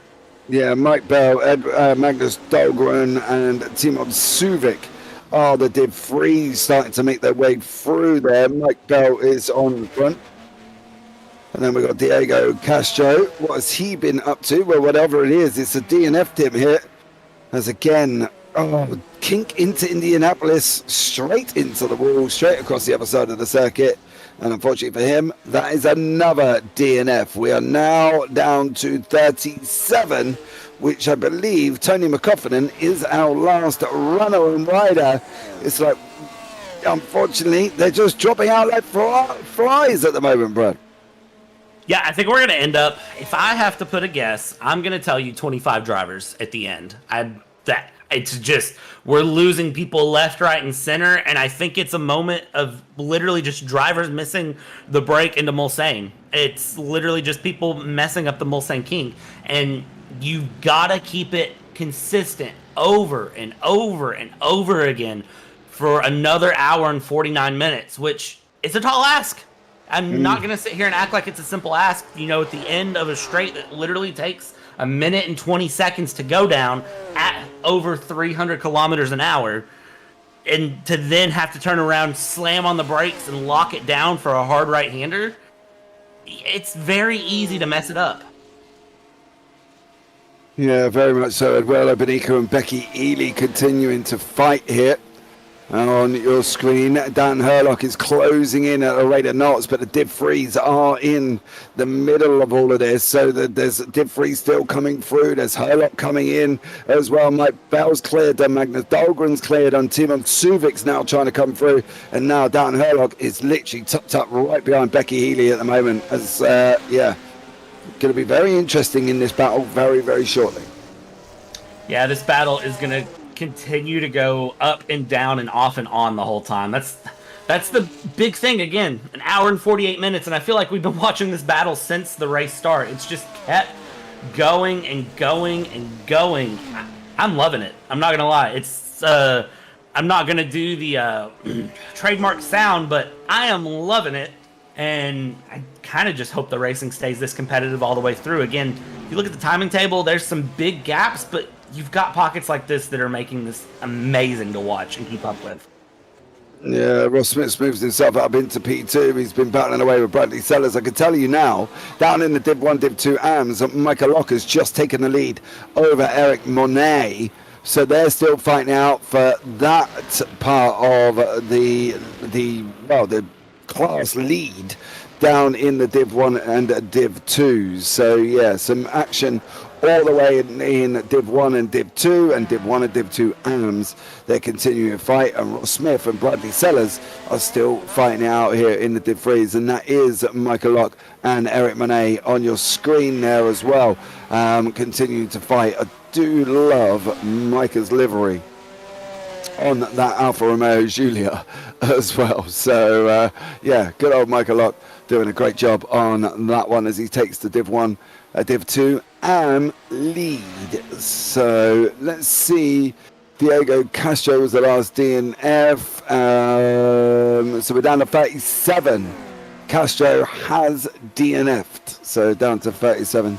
And this is Michael Locke's move on Eric Monet. He gets him on the run and makes it into the inside. That is the Mulsanne corner, I believe, there as well, as we are watching it in absolute dead of night. And he should be able to just go, yeah, gets it through on the inside there. So Michael Locke does move himself up into the lead of the Div 1, Div 2s. They're all starting to settle down a little bit here, Brad, as well. No real close battles. Dan Herlock is still in the mix with Becky Ely. We've got Bradley Sellers and Ross Smith, as I combine the two, on your screen at the moment. Yeah, you know, it's interesting watching. We can see so much more than the drivers can in their perspective as we have these TV camera angles. You know, if we were to jump on board with Bradley Sellers right now, Bradley Sellers can hardly see the car in front of him and hardly see beyond his headlights. It truly is a case of car knowledge here. So we see Becky Ely trying to make a move on Eduardo Benica here, and I think getting the pass done and going through. Let's see, this is turning into like a 3-car battle. Yeah, there's Becky Ely in the background there, and I think Dan Herlock is also trying to. This is battle for position in Div 1 and Div 2. Eduardo Benica, Becky Ely in second, or in third, but Eduardo Benica in second, and Dan Herlock in fourth in class. These three continue the fight. They're topping north of 240 kilometers an hour, and they're still continuing to fight here and still doing an absolute stellar job racing down through the Mulsanne kink. They go. They've got the run from 6 down into 7, 246 kilometers an hour. They're still fighting it out. Herlock's pulled out. He's going to try and box Ely in behind Benica. He's going to manage it so well. Going down into the Mulsanne. They've got to hit the brakes. Herlock slots back in behind. He doesn't get the job done. And Dan Herlock there just misses out. But that was a battle of bravery. And Dan Herlock didn't quite show he was going to have enough of it. Yeah, holding on to it. He got through and he got going. It looked, it was I thought he had the move done and then slotted back in single file. So I was waiting to see if that went into place, and it didn't. And now, Mike Bell, Magnus Dahlgren battling here, P7, P8, that are very close. If you see a move, you've got to make it stick. We're an hour 43 to go. But look at how spread out the field is if you look. You have 37 cars running that are spread out by over 2 laps. So as that goes, and when you consider that a lap is 3 minutes, anywhere between 3.5 to 4 minutes, 15 seconds, that's a big field spread. So you've really got to be thinking of that and moving your way forward as you can. Yeah, I can tell you now, in the Div 3s, if we can pick up a Wouter de Bruin and Tom Lane, they are literally going at it, hammer and tong, and they're just about to pass Oliver Dancourt through the S's, and they are literally fighting it out here. Tom Lane and the Wouter de Bruin has blocked Tom Lane in, behind Dancourt, has taken that position as well. Wouter de Bruin using his brains, he uses the back marker, he blocks in Tom Lane, says thank you very much, I'll have that position away. Such a good move there to get forward, and then now it's just keep the momentum going, open up a gap, but you can see it's closing because Slipstream is coming in, so they are going to continue to move forward. Bradley Sellers and Ross Smith here, less than a tenth separating these two, and they are neck and neck here. I can't even tell the difference between the two cars until right about now when the other set of headlights pops out, and that is scary, especially when you consider that they're coming through the Mulsanne kink here, just right there to each other. It is close, and now they just keep moving and down, and again, here we go as we hit deep braking, and I really thought the Bradley Sellers would think about a dive there, but doesn't, and now we just continue moving single file. Yeah, no, I don't. I think he was, to be honest, if I was Brad, I'd use Ross to try and save as much fuel on that one as they physically can, because I think as well that fuel could be of a precedent here, and I think these guys can probably save as much as physically possible, and it would be absolutely incredible here as well. So Tom Lane, Wouter de Bruin still battling out. We have brought the names up above the cars. Ross Smith nearly just got it all wrong. He has got it wrong. I don't know if we're looking at Tom Lane and Wouter de Bruin, but I can tell you now, Ross Smith made it through Indianapolis by literally the skin of his teeth. That was just absolutely insane from Ross there, as he got all a little bit wrong. But Wouter de Bruin, Tom Lane battling it out once more, and these guys continue to fight. This is great little battles going all the way through. Becky Ely's in, John Uyan's in, Scar Pope's in the pit lane. Oscar Dancourt's been in, Oliver Day's been in as well. So, yeah, cars coming into the pits as well. Yeah, and with an hour 40 to go, this is where we really expect to start seeing those pit stop cycles hit. We were looking at 30 to 40 minutes for the Div 1 and 2, so we're really starting to hit 40 to 55 minutes in the Div 3s is what we are expecting for a pit stop. So we are definitely into the pit stop window for all classes at this point, and it's going to be a case of just, what do you want to do? How far do you want to stretch the fuel? How far has the fuel actually lasted? Ross Smith with a new fastest lap of a 36 around and is slowly closing the gap there to Ethan Funk. The Shelby Daytona versus the Shelby Daytona battle. And then look at this. Mike Bell, Magnus Dahlgren. This is Shelby versus Ferrari. This is a good battle. 1/10 of a second separating right now. Magnus Dahlgren with the slipstream in that Ferrari 250 as we go down. And oh, big moment for Mike Bell. Oh, Mike Bell. He managed to survive. Save that? Yeah, How? I don't know, but I can tell you one thing. Timon Suvik and Magnus Dahlgren is chasing him as well. We've just had thanks from Kim. Labels on the cars are helpful. Thank you, she says there as we brought them up, because it is literally pitch black. We cannot see nothing. And Dahlgren and Bell side by side. They're fighting it out here. And as we are looking at the Dan Herlock and Edward Benica battle, and I can tell you now, Dahlgren and Bell side by side on the run into the S's. They've not given it up. Eva and Eduardo Benica and Dan Herlock still fighting out as they go down the Mulsanne, round the Mulsanne corner, and on that run down through the Corbe de Golf, down into Indianapolis. It's going to be very, very tough. But Dahlgren and Bell and Suvik, well, let's just put it this way. They are literally the terminology of nose to tail. That's where they're summed up as. But this battle here with Benica and Herlock, it's not giving up yet. Nobody's quitting out of this yet, Brad.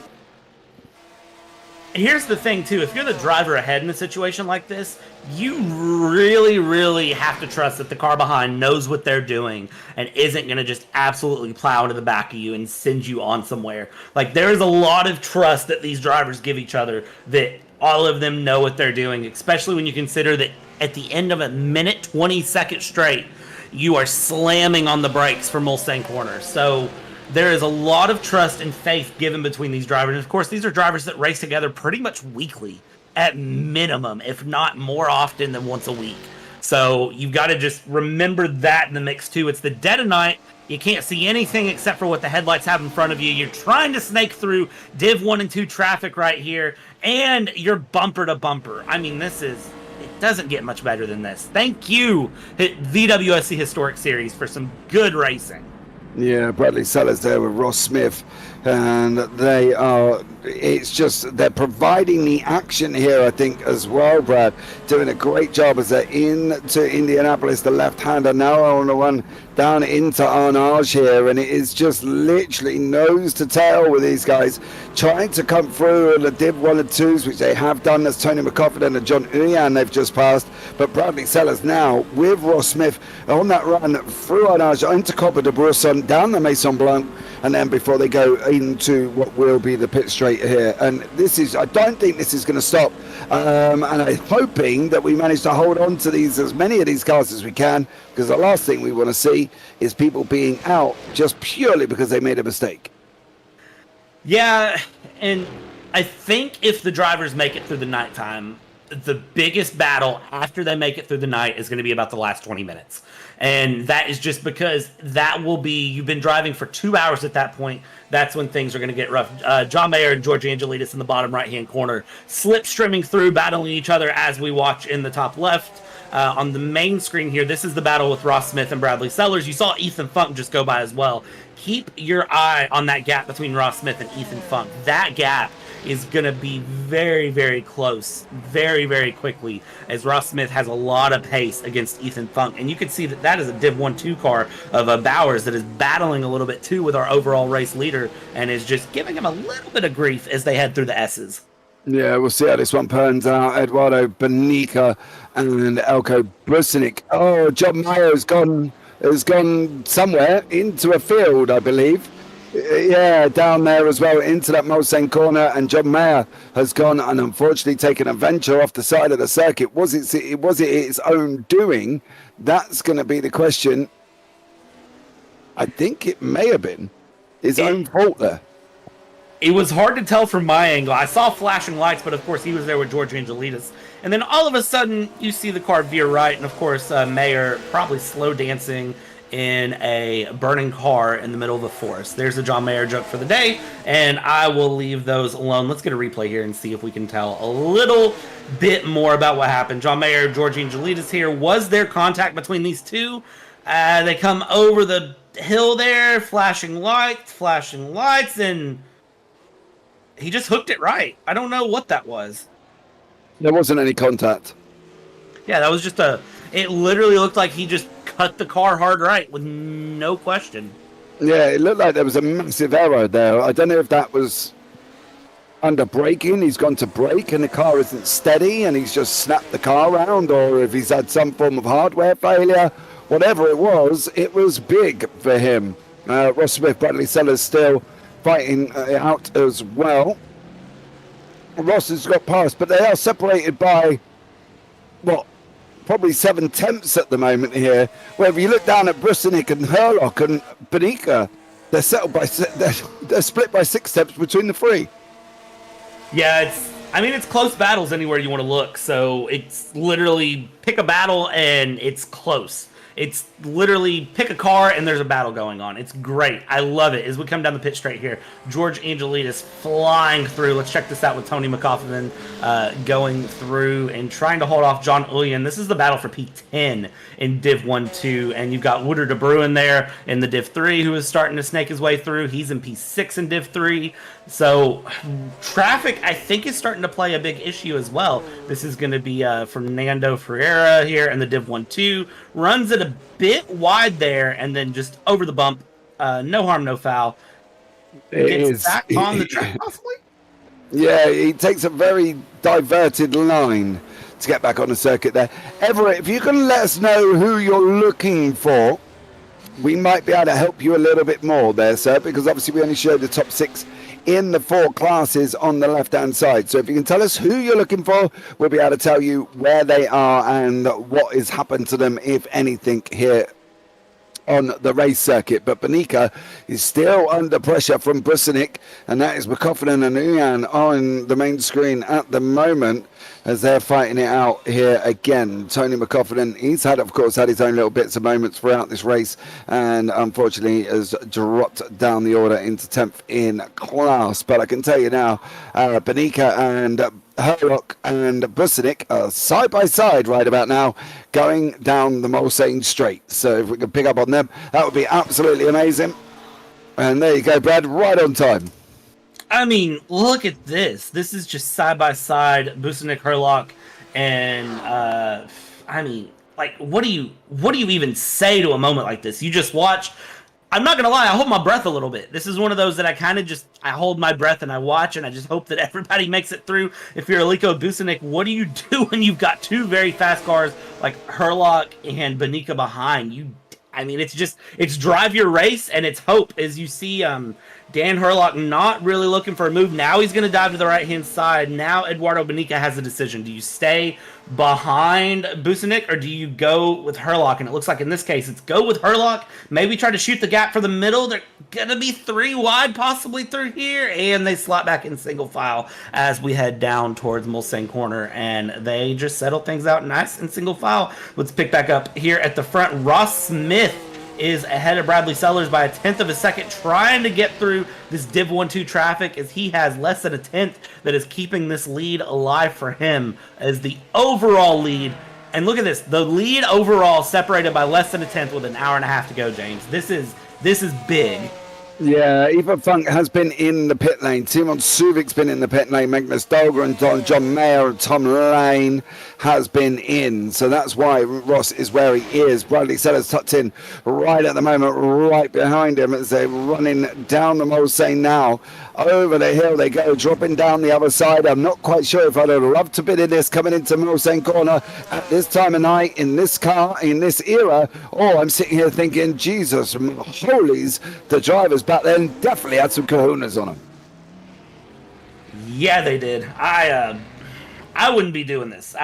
I'm very glad that we have this virtual, because you can see that replay with Magnus Dahlgren. I mean, it's just literally, it's hold on and pray. Every time we jump back in with Ross Smith and Bradley Sellers, and they are anywhere that is not the Mulsanne Straight, it is literally just a case of watching them slide these cars around. It is amazing to me just how loosey-goosey you have to drive these 1964 era cars in order to be effective and efficient with them. It is, you just have to be willing to let them slide, let them go through, and let them run. Watch Brusinic here on the right-hand side, and Brusinic still trying to battle off Dan Herlock and Eduardo Benica right there in the mix. I mean, look at this. Now Barry DiMarzio trying to go through as well. This is man, this is good hard racing through. Watch on the left, Ross Smith, Bradley Sellers. Again, they head down the Mulsanne Straight, separated by 1/10 of a second, 0.2 of a second, all the way down a minute 20-second straightaway, just all the way down it, and they are just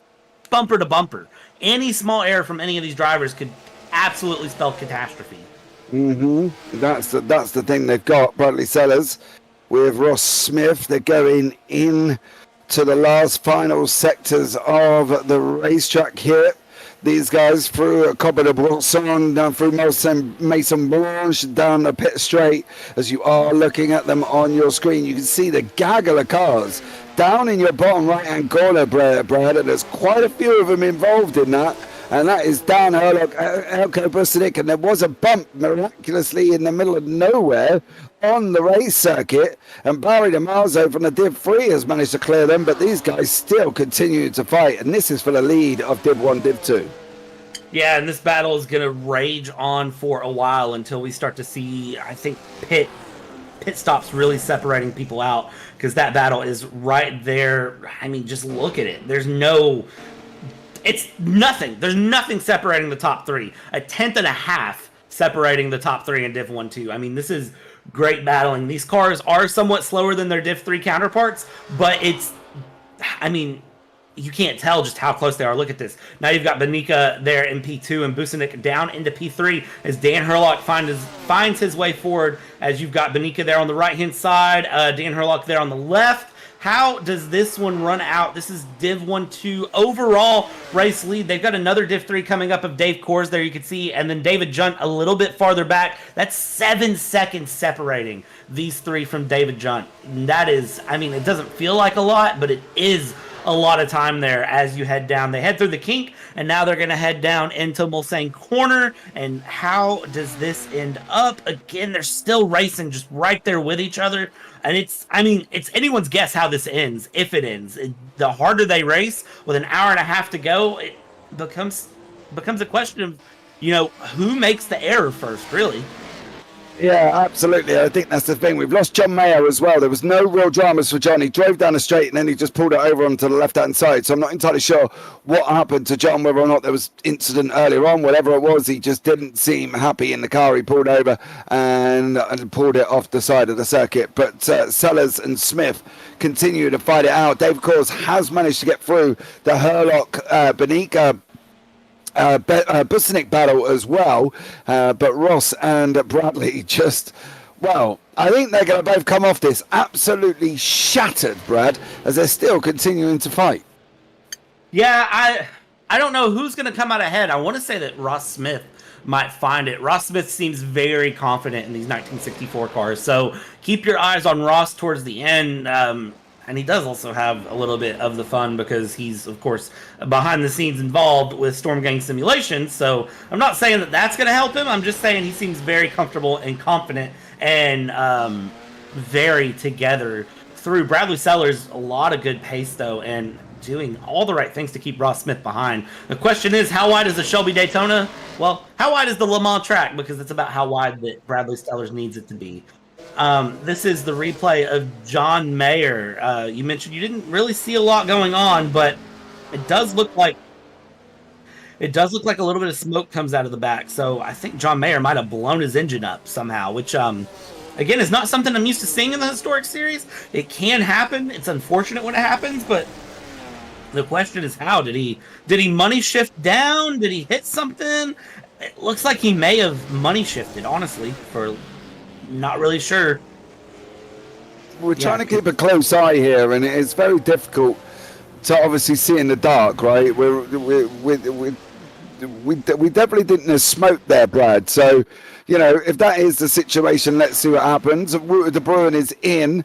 Ross Smith is also in as well. Bradley Sellers is in here as well. Brad, pit stop cycle starting through. Carl Vesser has come in behind him.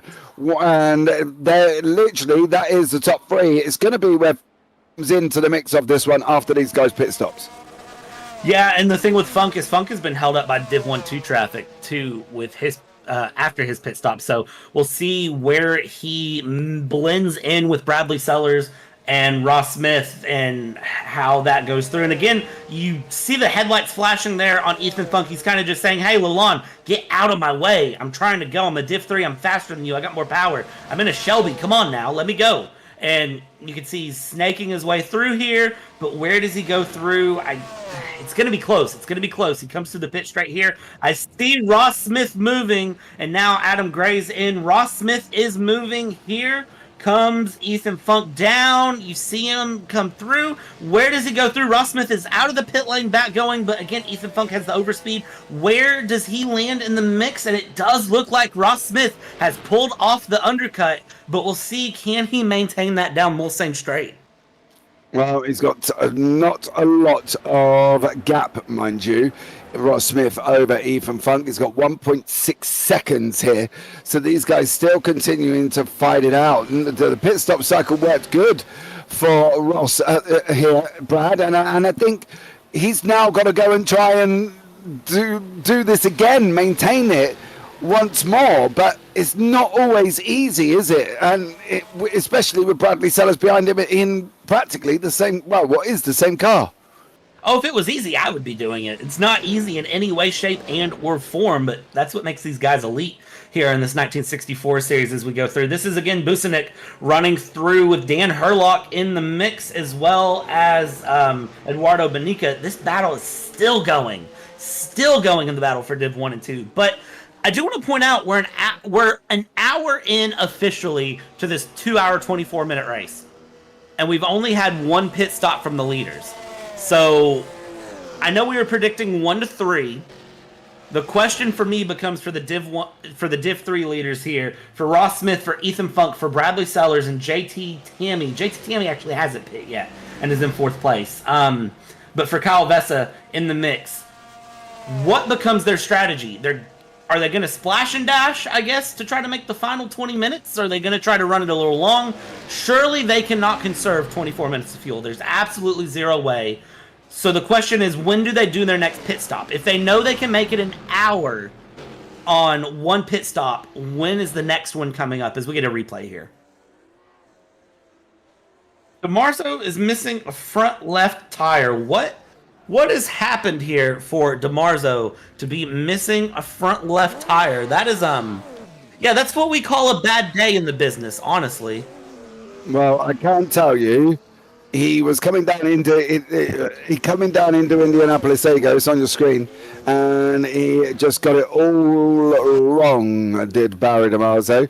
And that is why he has got that tyre off, Brad. It was a little bit of an issue with his track, with a crash there.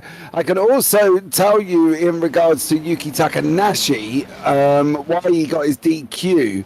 Apparently, he jump-started at the beginning, gave him a drive-through penalty. He went into the pits to serve it, but it did not register that he served it, and he got DQ'd anyway.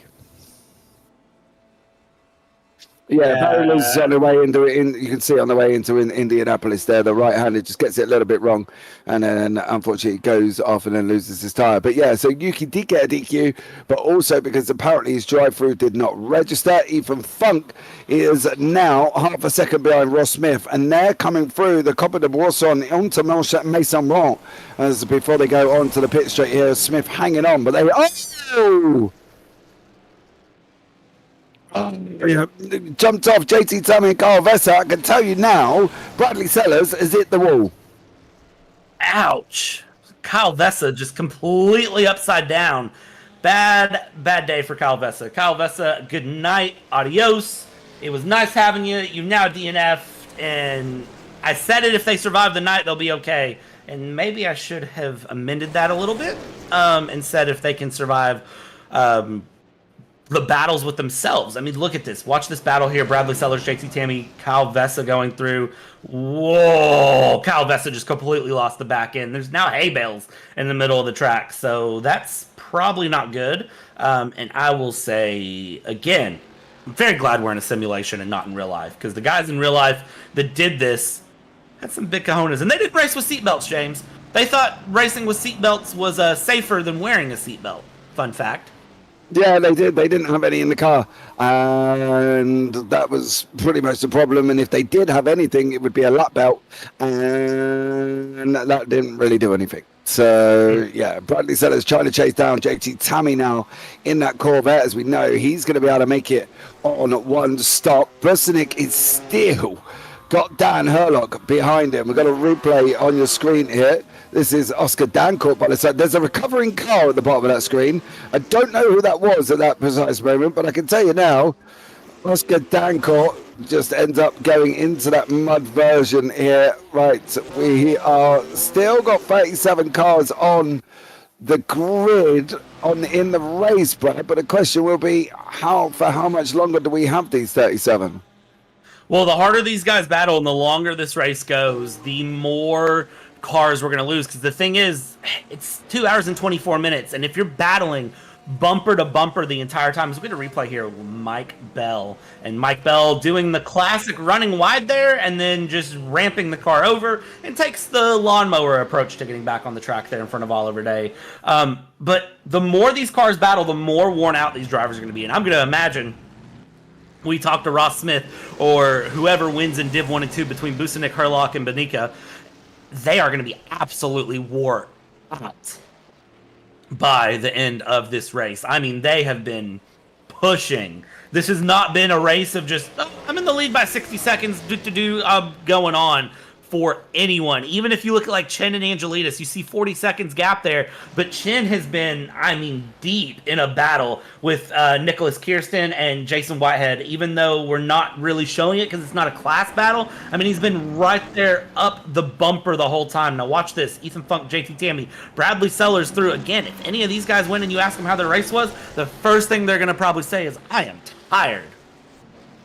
And I agree. And I can tell you now as well, Magnus Dahlgren has dropped back a little bit after having an incident going through Dunlop where he hit the outside on the left hand there, and Magnus did do some wonderful spinning in the process, did Magnus Dahlgren. But Ethan Funk, JT Tammy, Bradley Sellers, these battling it out for the Div 3 second, third and fourth here. We've still got Busenik, he's still battling away. This is what happened to Magnus Dahlgren. He gets it all wrong going through Dunlop. Runs wide, smacks the barrier, spins the car round, and unfortunately for him, he manages to keep it going in the right direction, but it depends on how much damage he's got on that car there as well, Brad, because even that crash at that speed, still dangerous enough in these cars, because obviously how fragile they would probably be. Don't get me wrong, they're probably made of sterner stuff than some of the GTPs and LMPs that we've got today, but you still can't go smacking them into barriers like that and expect them to hold on. Granted, they are made, of steel. They're, nice, hardened cars, but you do end up where if you smack them hard enough at a wall, you've got plenty of internal components that can go wrong. They're built strong, but they're very fragile. It's not like modern cars where they're designed to take an impact and crumple apart. These cars were not designed to crumple, but they were held together very gingerly and sometimes duct tape.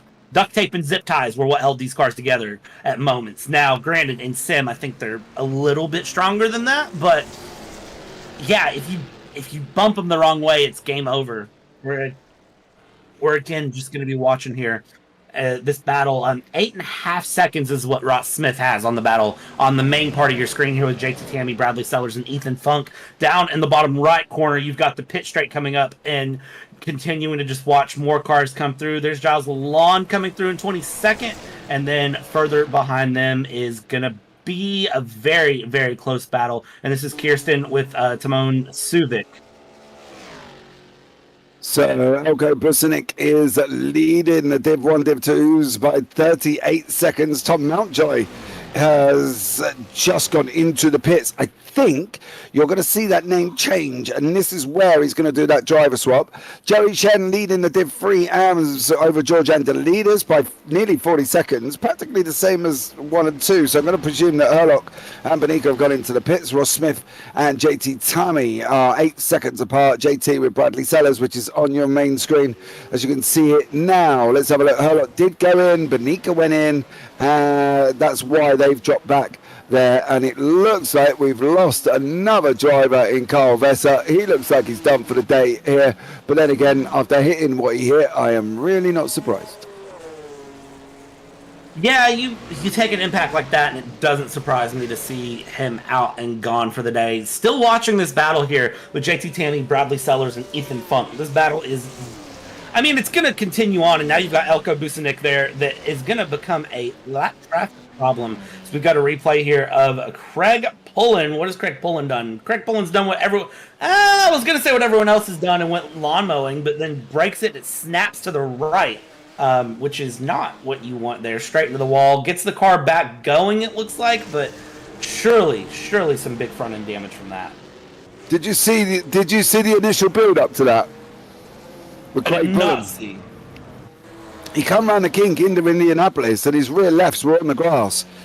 He's gone to brake. He couldn't stop the car early enough. And then he's gone to slam the brakes, which of course has made it jetting off to the right hand side. George Angelidis, well, I would say he was going to do the same thing there, but he ended up parking it over the mud. But yeah, Craig Pullen hit the left-hand side where George is on the grass, couldn't get the car stopped. Then he had to slam the brakes to try and get the car stopped, which then snapped the back end round. So, unfortunately, if you're going to try and brake a car on the grass, you're going to expect some problems, and that is one of the problems from it, Brad. Yeah, I'll tell you who's not really having a problem right now. Becky Ely. Becky Ely up into second place. Eduardo Benica is there in P3. So we'll see where Becky Ely can find her way forward in that Lotus 23B. Lotus 23B, it's a little bit slower on speed compared to some of the other Div 1-2 cars, but it looks like Becky's able to, muscle it around and stay pretty consistent. Yeah. I think overall it's going to be Busenik's now into the pits. So this is where the gap is going to close at an absolute rate of knots. We've got Ely and Benica going up through Carré de Brousson, through the Maison Blanche. They're going to be coming on to that start-finish rate. If I was Benica at the moment, I would literally just stay there. You can see it's dropping down faster than an elevator with no brakes here, plummeting down. There is Busenik on the left-hand side of your screen. Keep an eye on him as these guys continue to fight. He's still not moving. He's still not going anywhere, and this could be Eduardo Benica taking his lead as he did pass Becky Ely, and now for Busenik, he's going to be down in third. What about Herlock? Herlock's 12 seconds back here as well. I'll keep an eye on that one as you can keep following the Becky Ely battle here, and it looks like Busenik this is going to be side by side almost with Dan Herlock, David Junt. And did he make it out? He did make it out at the road in the end, but not, and I can literally say, by nothing, because these guys are free wide going down into the S's of David Junt and Dan Herlock at the moment. It has just been absolutely mental. Big battles all the way around. I am absolutely enjoying this. I mean, it's been crazy here. As David Junt, we watch battling with Dan Herlock and Elko Busenik back in the background. Timon Subic is up ahead, but again, Div 3 car will move away very quickly, and the battle here is very, very close. Becky Ely up ahead as well in the mix, now in the lead. JT Tammy in the bottom right corner and continuing to go through. That's JT Tammy, Ethan Funk. Then we're watching battle as Ross Smith has pulled out almost 10 seconds of a lead up front in this battle right here with Herlock. Busenik is going to continue on and continue on and continue on as David Junt is also in the mix there, continuing to battle. But the battle for the lead in Div 1 and Div 2 is separated by a tenth of a second with Benica ahead of Becky Ely. Benica's just taken Ely there and got it down. Busenik is still fighting out with Herlock as they're coming towards us. Benica has still got Ely literally nose to tail. You can see Junt, Herlock and Busenik they're still nose to tail as everybody else seems to have been here. It's literally nose to tail from the Div 1, Div 2, first and second, nose to tail with third, fourth and fifth. And in all, there's battles all the way through this Div 1, Div 2 class, and they're really showing us where the action is here, because I can tell you what, the gaps in lead in Div 3 and Div 3 AMs are quite spread out at the moment. Yeah, the gaps, Div 3 AM is very, very spread out. And when I say very spread out, I mean miles apart. Look at that, 136 seconds for George Angelides. Div 3 AM they're just running hot laps at this point. They are very much just enjoying their own race. But watch this, Becky Ely back on the back of Eduardo Benica there. And as we head through the Mulsanne kink and go through, can Becky Ely get this pass done is the question of the corner. And goes through, you can see that Lotus right on the back there of Eduardo in the Porsche 904. Doesn't get the pass done, but it's still just right there in the mix. Yeah, we've got Div 1, Div 2 of Michael Locke and Eric Monet. Monet slowly closing back in. They're 1.5, I think, on battling away here. But it is all about the Div 1 and 2s. I think the Div 1 and 2 AMs are also going to have a great little battle. JT Tammy has got that gap down to Ross Smith down to 7.8, so clearly he's closing in.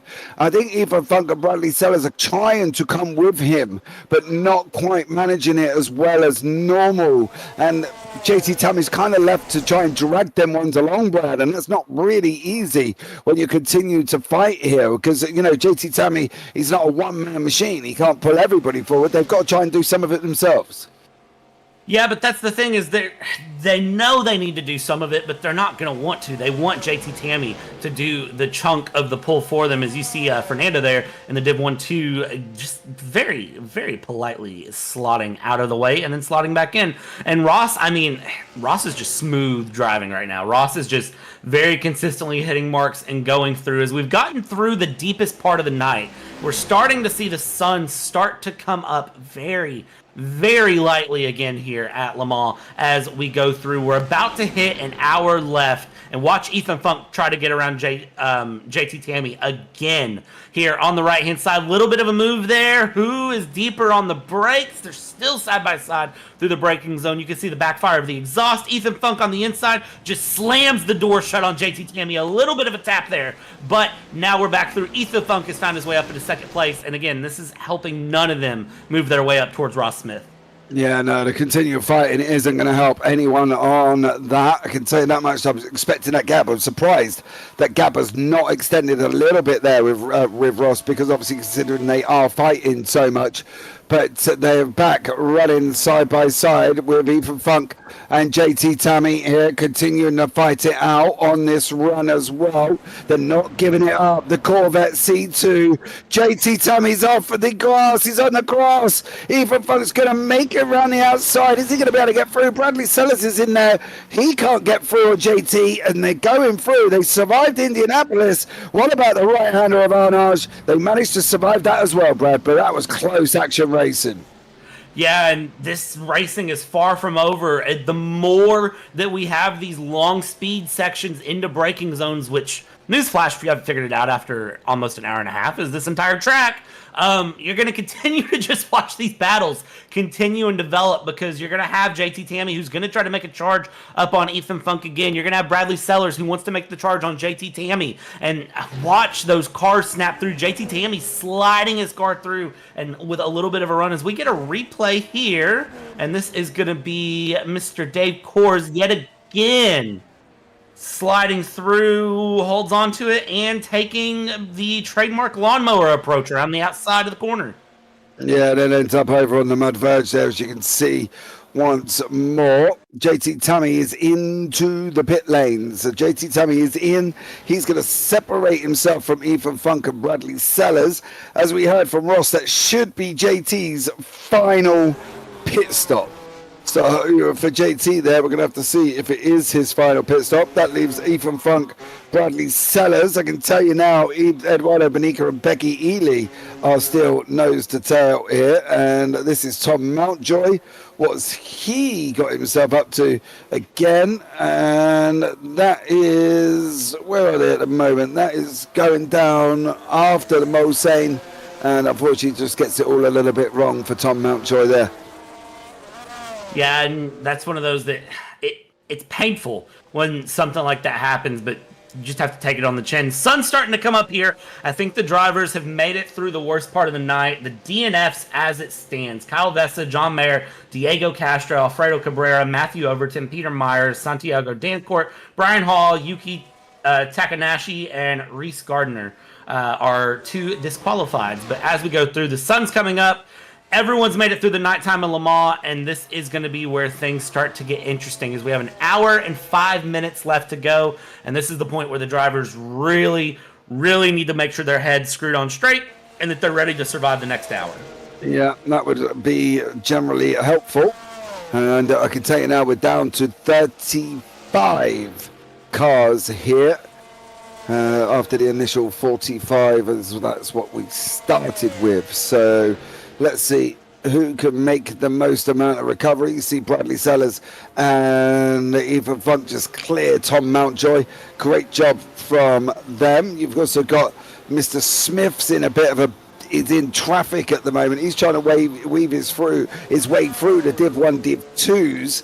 And the gap has come down, partly due to the fact that Mr. Smith was stuck in traffic, Brad. It wasn't as plain straightforward as he'd hoped. He's still got Oliver Day in front of him, but now they've lost over 2, and he's lost 2.5 seconds at the moment, as Ethan Funk and Bradley Sellers are starting to get a little bit closer. Well, and this is where things will start getting fun, is that now that traffic is really starting to play a mix for Ross Smith. Ross Smith is past Oliver Day, but remember, the gaps came down behind, but Funk and Sellers still have to make their way past the same traffic. So they will need to find their way through, because look at that. I mean, that's a sea of cars between them, even though the gap's 5 seconds, and it is closing. Ross Smith doesn't seem as fast. I'm trying to look and just see if my eyes are deceiving me, but as far as sector times go, he is running slightly slower than Ethan Funk and Bradley Sellers. He is somewhat slower, even though he holds the fastest lap by a good chunk of time. The last 2 sectors he's ran, sector 1 he was a second slower, sector 2 he was a second slower. So whether that's traffic, if that's a little bit of strategy, whatever it might be, it's hard to say, because now you watch Ethan Funk and Bradley Sellers go through, and I mean, they're just carving their way right through traffic. So I don't really know. I don't know what to make of it, as they all take a little bit of grass there on the right-hand side and slide through, and then there is a car stopped through. That's one of the Div 1-2s. I didn't see who exactly it was, though.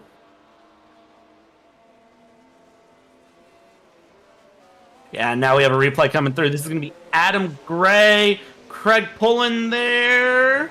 Let's see, and a little bit of love there between Div 1-2 and Div 1-2 AMs as it sits. So it's interesting to see those sort of moments happen. It's not ones we usually see, but now you see Bradley Sellers, Ethan Funk yet again here. P2, P3, the gap, now that they've all cycled through that bit of traffic, it's back up to about 7 seconds, continuing to open up here. Yeah, they're kind of starting to, Ross is starting to open up that gap a little bit more after they did the back marker cycle. Sellers and Funk, the battling's not going to help them whatsoever. They need to literally settle in behind each other, bump draft each other down the road. For me, right about now, if I was Brad and Ethan, I would stop fighting. Literally stop fighting and just go after Ross as much as they physically can. They've got the straights to be able to do it here. There he is in front, slot him behind, push him along. Literally push him along and try and close that gap up, because fighting is doing him no good here, Brad. And I would be bumping and drafting all the way down using Mr. NASCAR technique.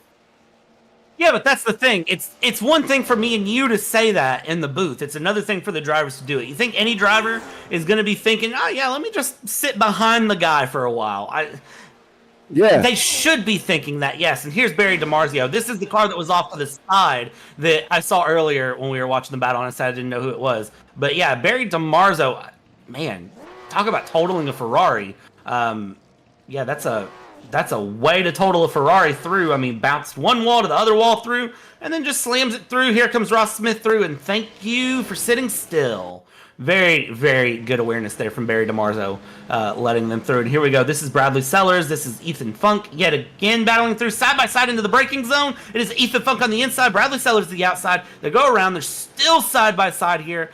One of them's going to have to slot back in. One of them needs to slot back in, and ideally it should be Ethan Funk. Slot back in single file and just bump draft your way like it's Daytona. Yeah, I don't get this. I understand if they were closer.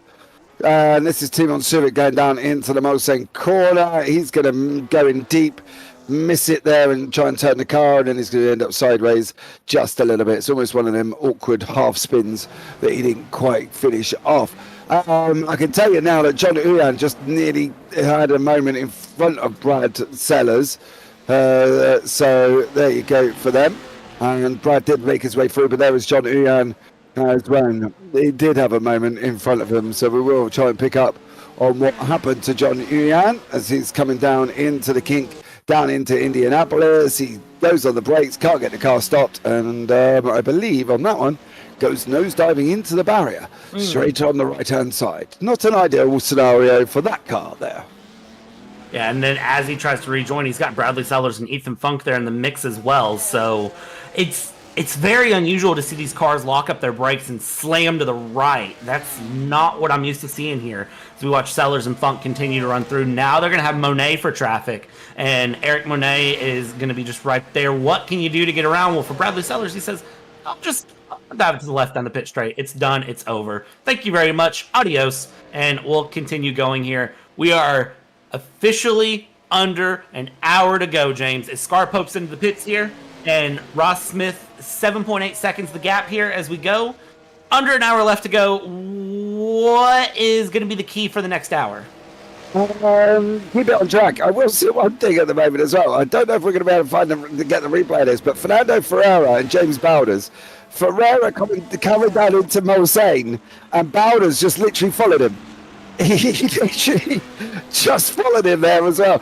James just must have got completely, I don't know, just tunnel visioned. Watch this. Fernando Ferreira goes in. And it's almost like James reacts a little bit too late. You can see he goes in. Ferreira goes into the corner. Bowders just kind of almost follows him and then realises, he goes, oh no, I'm not going that way.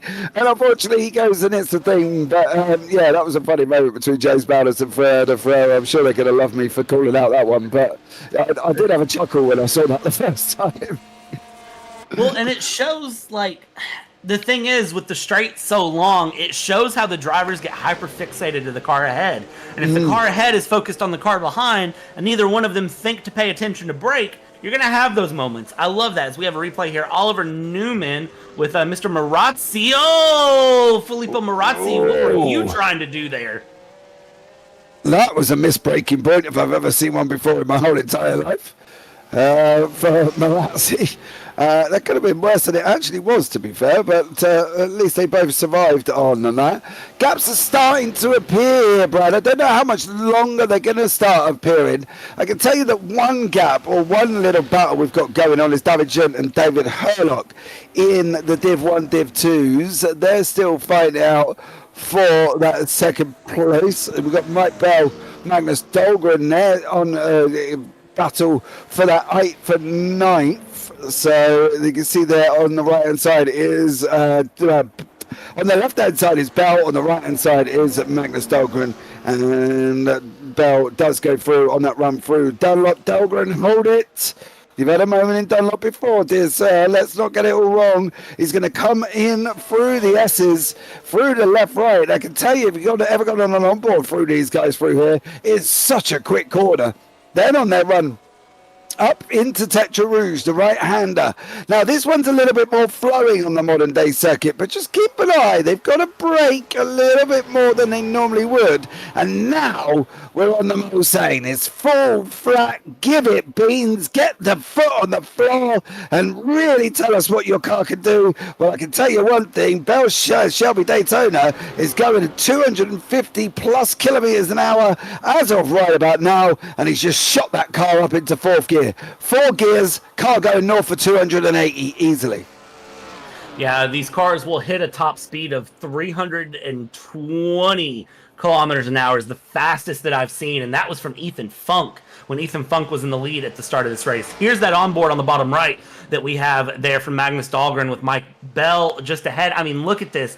As they head down through the Mulsanne kink, he's right there in the mix. Oh, and you can see just how floaty these cars are on their suspensions. I mean, they are just like, it's It literally, when they say float like a Cadillac, this is where that comes from this era of cars. Just absolutely floaty, and now they have to lock the brakes up and lock it down and break it down all the way into first gear there for Mulsanne. I mean, very, very slow.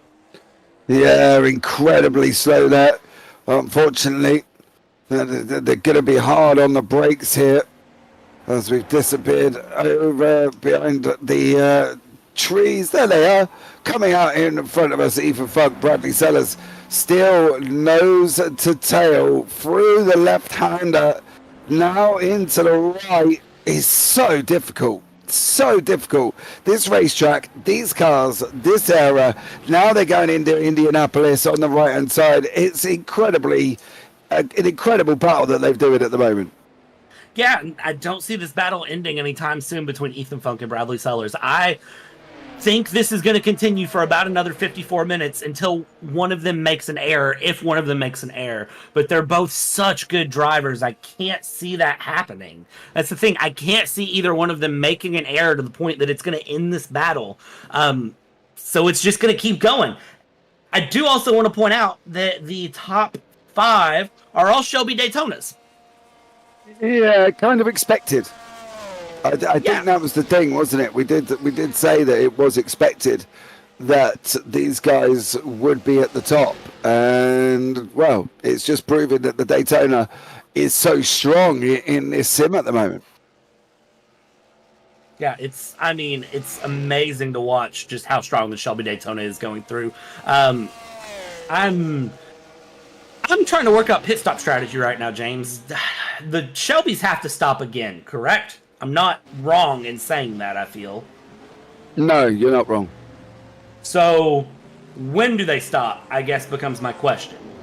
At what point are these drivers going to stop and go through as we get the run here through of who is where with just a handful of time to go, 53 minutes? Yeah, Ross Smith out in front here with Ethan Funk, Brad Sellers, Tom Lane, and Wood de Bruin there with JT Tammy, your top 6 with Timon Subic, Mike Bell, Magnus Dahlgren, and Nicholas Kirstens in the Div Freeze. I believe that is the top 10 out of the Div Freeze. And then Jerry Chen, Dave Core, Jason White, George Angelidis, Barry DeMarzo. Then you got Edward Benica, Dan Herlock, David Jen, Elko Businic, and Gilles Lalonde in 20th place. On from there is Becky Ely, Michael Locke, Eric Monet, John Uyan, Oliver Day, Scar Pope, Adam Gray, Tony McCoffin, and Craig Pullen with Filippo Marazzi in your top 30. And then there's about 4 more, I believe, before we hit into the DNFs here. Fernando Ferreira, James Bowders, Tom Mountjoy, Oliver Newman, and Oscar Dancourt. After that, everybody is out. Vessa, Maya, Castro, Cabrera, Overton here. And then going on, if we are going to catch up with the bottom end of this, Peter Meyer, Santiago Dancourt, Brian Hall, Yuki Takahashi, and Reese Gardner. So, unfortunately, we've lost a few here. And Fernando Ferraro looks like he's also been having more moments of his own as he is just made a mistake. And he's done what everybody else has done, going down what looks like into Arnage. Yeah, big moments there. Watch this battle. This is going to be Herlock and David Junt. This is the battle for P2, but now they've got Ethan Funk coming through with Bradley Sellers as Ross Smith. I said, when was he going to pit? When was the Daytona's going to pit? Ross Smith is in the pits right now with 51 minutes to go, so he's going to try to shortcut it here. This is the replay of Oliver Day. Oliver Day, brake, on the brakes a little late. Can he make the corner? Makes the corner through and just decides to mud the car a little bit. I don't think the car wants to go mudding, but tried it anyways. Yeah, he definitely did. I can tell you the 2 leaders did make it through that traffic. That, of course, was Herlock and Junt. That's the 2nd and 3rd place in the Div 1, Div 2s. But 51 minutes remaining. We're out of the dark at least. We can have no more issues with these guys, Brad, as they can settle in for these last 50 minutes. Who's going to come out on top, do you reckon? Well, it's not going to be Ross Smith because I am showing Ross Smith as a DNF. Oh, me too. So, yeah, that's... Oh, Indianapolis. Well... Oh, he got it wrong around the kink of Indianapolis. And he didn't make the corner, and it looked like he gets mounted on a bush. Replay here now of Ross Smith. He touches the grass, can't stop the car, goes round Indianapolis, and then it comes out the other side, and it is literally like he's mounted on a bush or something. He cannot get that car off. Unfortunately, Ross did DNF. That's freed up Ethan Funk, Bradley Sellers to battle it out here. And wow, Ross Smith must be kicking himself. I have a feeling we're not going to hear from Ross Smith for the rest of the day, but now your battle for overall lead is separated by half a second. And then you've got the battle here. This is P2, Div 1 and 2 on your screen as Dan Herlock decides to slide that car through. Is that going to open up the door for David Junt? And David Junt doesn't take advantage of it, so I don't know what to do there. Barry DiMarzo. We've talked about Barry a couple of times today in Div 3, and hard on the brakes. The Ferrari snaps the other way. And Barry DiMarzo manages to put the Ferrari left to right again. Ouch. Barry is having a little bit of moment there, and unfortunately, I don't believe he has been the only one having moments either. Scar Pope in the Alpine has had a moment, funny enough, down into Indianapolis, and James Bowders this time going into Mulsanne goes in a little bit hot as well. But on your screen at the moment is the Dan Herlock battle commencing still, and they're still fighting out with him and David Jean, and it's literally been non-stop here. Yeah, it's completely not giving up. I'm loving this battle. Fernando Ferreira here is... Sir, there's a braking zone there, and then the aliens decided they wanted to have a conversation. Just picked him up for a moment and looked. But now he goes through no issue. Dan Herlock going around again with David Junt just right there. This is the battle for P2. They're 17 seconds off of Manika. And that is a big, big gap. So we'll see how that one ends there. Scar Pope sliding around yet again, and again taking that lawnmower move through Indianapolis. That I am going to trademark that as the lawnmower line if I can help it. So yeah, you heard it first on VWSC. Pit stops starting to happen here as we have cars coming down the pit straight. See cars in the pit lane to the left, cars down the pit straight on the right. This is Dan Herlock yet again going through. Ethan Funk and Bradley Sellers here, and Ethan Funk running it up on the wall there in that Shelby Daytona, and now you've got Bradley Sellers there in P2 now in the slipstream. A little bit of pace. Watch that gap on your bottom right corner slowly close up as it goes. This is the battle again for the overall race lead. They have Tom Lane 8 seconds behind, and Tom Lane is losing time to them. So even though they're battling out as hard as they are, he's losing time. Watch this. Ethan Funk there on trying to hold off Bradley Sellers in the Shelby. Shelby v. Shelby. Who wins it? Well, it's going to be a Shelby either way, James. Yeah, it will be, but whether or not it's going to be Funk, whether or not it's going to be Sellers, we can only but find out there. I believe Mr. Smith is up and running again. That is what has just come through to me from the guys in the YouTube chat, and said that Ross is running, but he is going to be a lap down. Now, I don't know how right that is. I have got him, well, it is correct. Yeah, he's showing P13, so it is right that Ross is back out on track. Jason Whitehead in front of Smith by about 152.03 seconds. Yeah, and that's going to be the big thing for Ross Smith is, you know, just get out and run for points at this point. It's not, I mean, I don't think there's any harm in just getting out and running and trying to get things going, because he still needs to earn points. He still needs to keep things going and move his way forward as he can. As we watch here, again, this is just, the battles keep going. We haven't gotten a break, the drivers haven't gotten a break, and it's 45 minutes left to go. So just set down. If you need popcorn, sorry, you don't have time to get popcorn at this point. battle is gonna keep going all the way through as we have Div 3, Div 1, Div 2 all mixed up together there in the mix. But meanwhile, this is the battle up front. Look at this. Ethan Funk, Bradley Sellers with Tom Mountjoy there. Down in the bottom right, it's Dan Herlock, David Junt, all the way through with Busenik. And just so many battles. They're trying to get past Mountjoy. I don't know where to look. I don't know how Paul knows where to look. Yeah, it's just pointing out a car and hoping for the best there, because at the moment we've got people all the way very close together. Herlock, Junt, Busenik. We've got Woo de Bruin who's just cleared these guys. Div 1, Div 2. Then you got Dave Course behind him. He's a Div 3. He's going to be looking at coming through on these guys as he's second in the Div 3 AMS at the moment. The Div 3 Pro of Woo de Bruin has just got through, but these are continually fighting it out here. And they're continually scrapping. Into Indianapolis we go. The left-hander, short little blast up to Arnage. On the main screen is the leaders of the overall leaders of Ethan Funk and Bradley Sellers. So that's the lead in the overalls. Then we've got the Herlock Junt Busenik battle now taking precedent over your screen. These guys are so close together that I think surely something can't happen.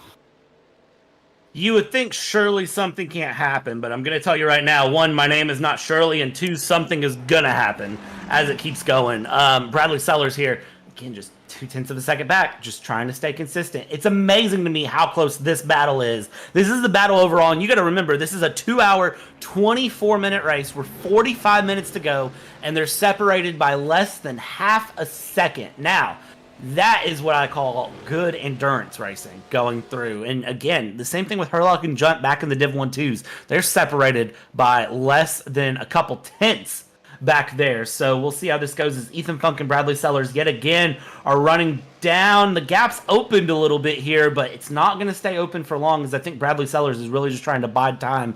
And again, the question I'm going to keep asking, when do these guys decide to pit in these cars?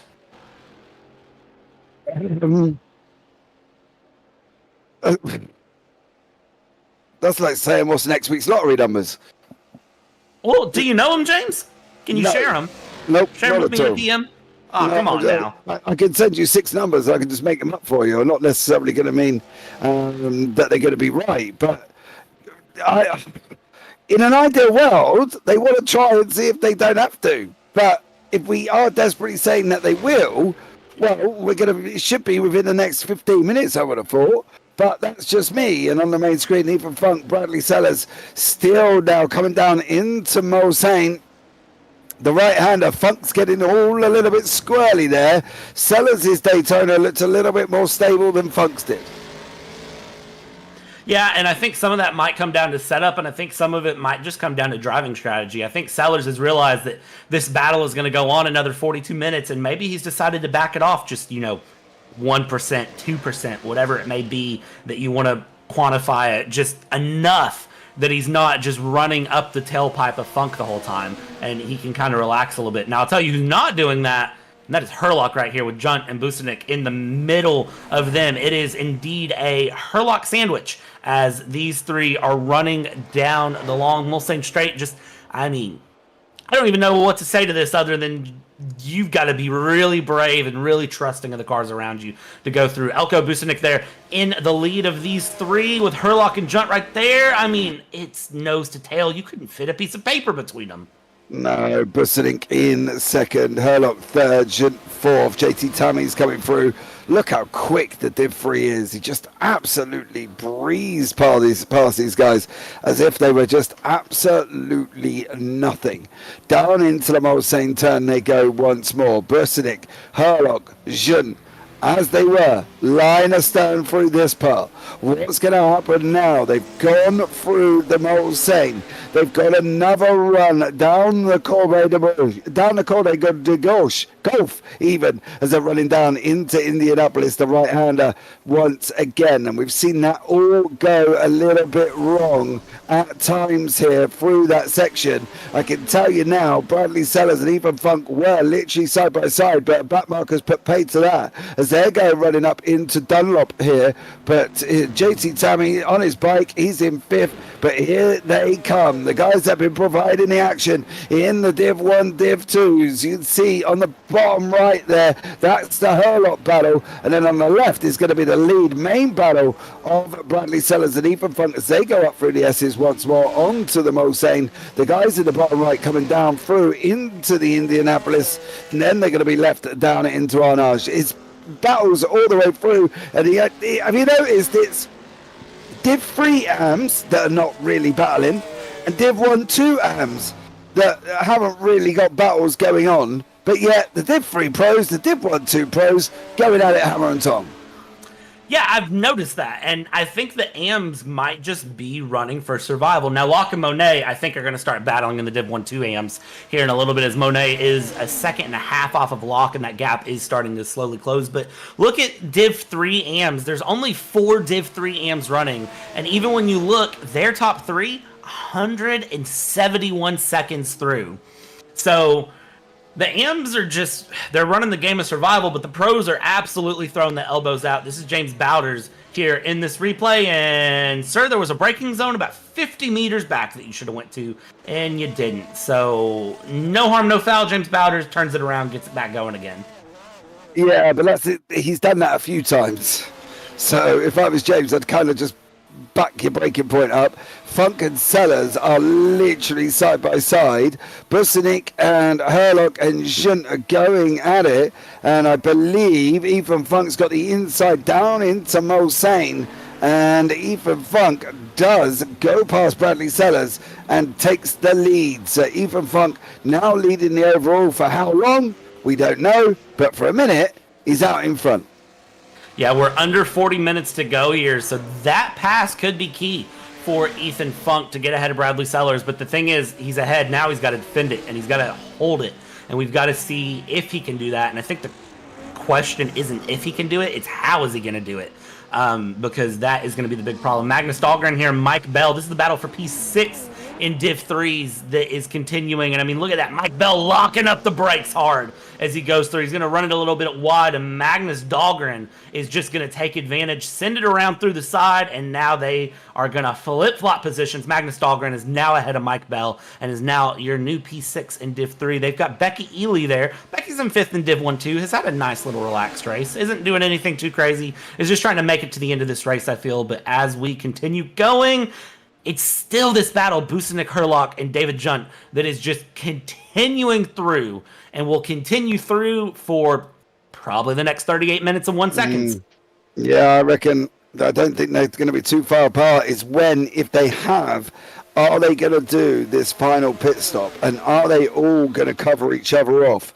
That's going to be the interesting thing, in whether or not they would look to cover each other off, or whether or not they would try something different. I'm not entirely sure what they're going to be able to try here or what they're going to be able to do, but the leaders on the left hand side are going in. Ethan Funk into the pits. We did say there was another pit stop. Your bottom right hand corner, Busenik gets it all wrong. Hurlock's going to make it through, I think. Is Alco Busenik going to manage to hold on? He's not at the moment. Through the Mulsanne they go. The right hander now down the second Comrade de Golf down into the right hander at Indianapolis. It's going to be very close, but I think Hurlock's just sat there patiently, Brad, waited. Busenik made that mistake. He's opened the door up for Junt. If Junt really wants to follow Hurlock through, he can. I would sit in behind Dan Hurlock. Busenik's just got the run around the outside again. Busenik retakes that position away, retakes that second place, and these three just not leaving each other alone. Is he going to get it stopped? Busenik, he's surely got it too hot. Not this time, and they all managed to make it through Indianapolis without any problems. Yeah, very, very close driving for these three, and it's not going to stop, James. 36 and a half minutes, it's not going to stop. So until one of them makes a mistake, and the thing is, these are three very, very strong drivers in Div 1-2, so I don't anticipate a mistake. And there you go with Mike Bell, Magnus Dahlgren not far behind, so you're getting ready to have the problem where they're going to have Div 3 traffic coming in the mix as well, and they're going to have to figure out what they're going to do about it, as we see Wouter de Bruin here, who is ahead of Ethan Funk, not by much, by about 2 seconds. going through. So you've just got to watch these battles continue and run on. I'm curious to see how that battle with those three ends. Surely one of them is going to make the move for the pits here, if not now, within the next 2 laps. So we'll see what happens as they're coming down the pit straight now. We'll see if any of them decide to pit this time by. Maybe all 3 pit this time by. No, I don't. I'm here. I was watching anxiously to see if any have been. No, if anybody pulled in. Busenik did not. Eduardo Benica did. He went in. That's freed Busenik. So this now is a battle for a lead, and then Mike Bell is coming out there, and he's going to be, well, he's right in front of him, but he won't be by the time they get through the S's onto the Mulsanne there. And Mike Bell should use the power of that shell being gone as they slide it round the corners there. Makes it look very, very dramatic. That he's going to come out through Tetra Rouge's Mike Bell, and then he's going to be gone like a rocket. So, as I say that, he gets it all a little bit wrong and holds up Busenik as there's 2 random bumps on that piece of track there. Yeah, Mike Bell is, just trying to go away. And the thing is, if you are Busenik, Herlock, or David Junt, you need to just slot in and try to use as much slipstream as you can from Mike Bell. Obviously, he's going to have the pace difference to take off, but you got to watch him and see what happens here. Our leader is going through lap traffic as it sits Bradley Sellers. 34 minutes left to go. Tons of action has happened. I don't feel like it's been almost 2 hours now, James, but it has. It's been almost 2 hours of racing, and at this point, you got to wonder, is driver fatigue going to start playing into the mix? Yes. I don't know about anybody else. I'm tired already.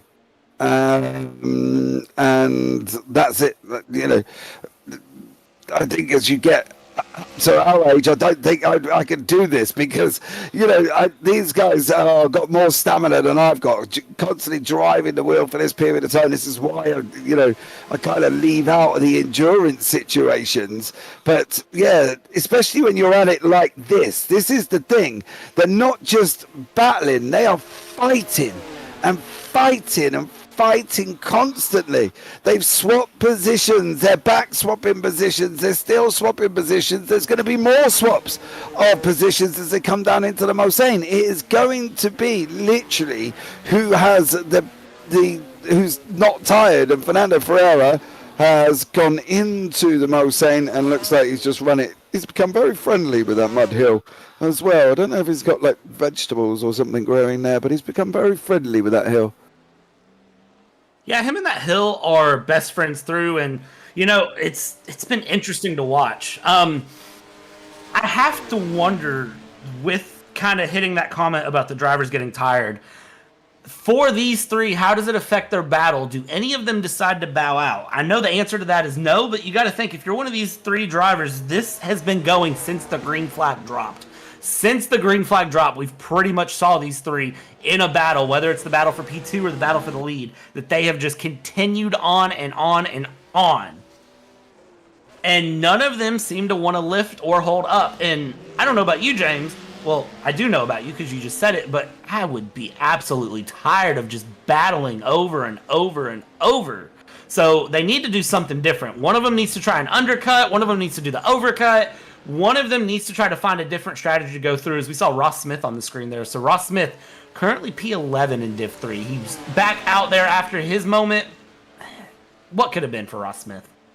Yeah. And to know what's worse, he's probably done the same thing over and over and over and over and over and over again. And the one time he gets it wrong, we've seen others get it wrong and they've managed to keep hold of the car. He gets it wrong and, well, it's game over. He got stuck and he had to reset back. So, yeah, a tough break for Ross, to be blatantly honest. And I think going forward, maybe it's something he'll learn. I don't know. Well, and the thing is, I said it, you've got to drive this circuit flawlessly for 2 hours and 24 minutes, which is a tall ask for anyone, even strong drivers, as we go through. Oliver Day and John Ewan have had some sort of a moment, as I hear Paul in my ear going, ooh. We'll see if we can get a quick replay. And you're on straight. They're on a straight. Oh no. We're sitting getting a little bit closer here, but that.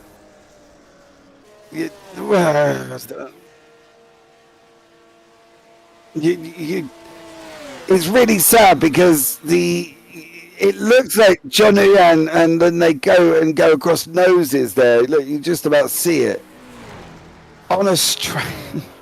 That's just.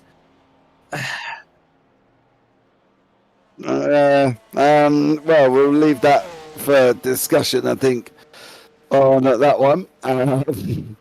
As I'm completely ignoring something that's just been said in my earhole. I am just ignoring it, so we'll go back to the precision battle.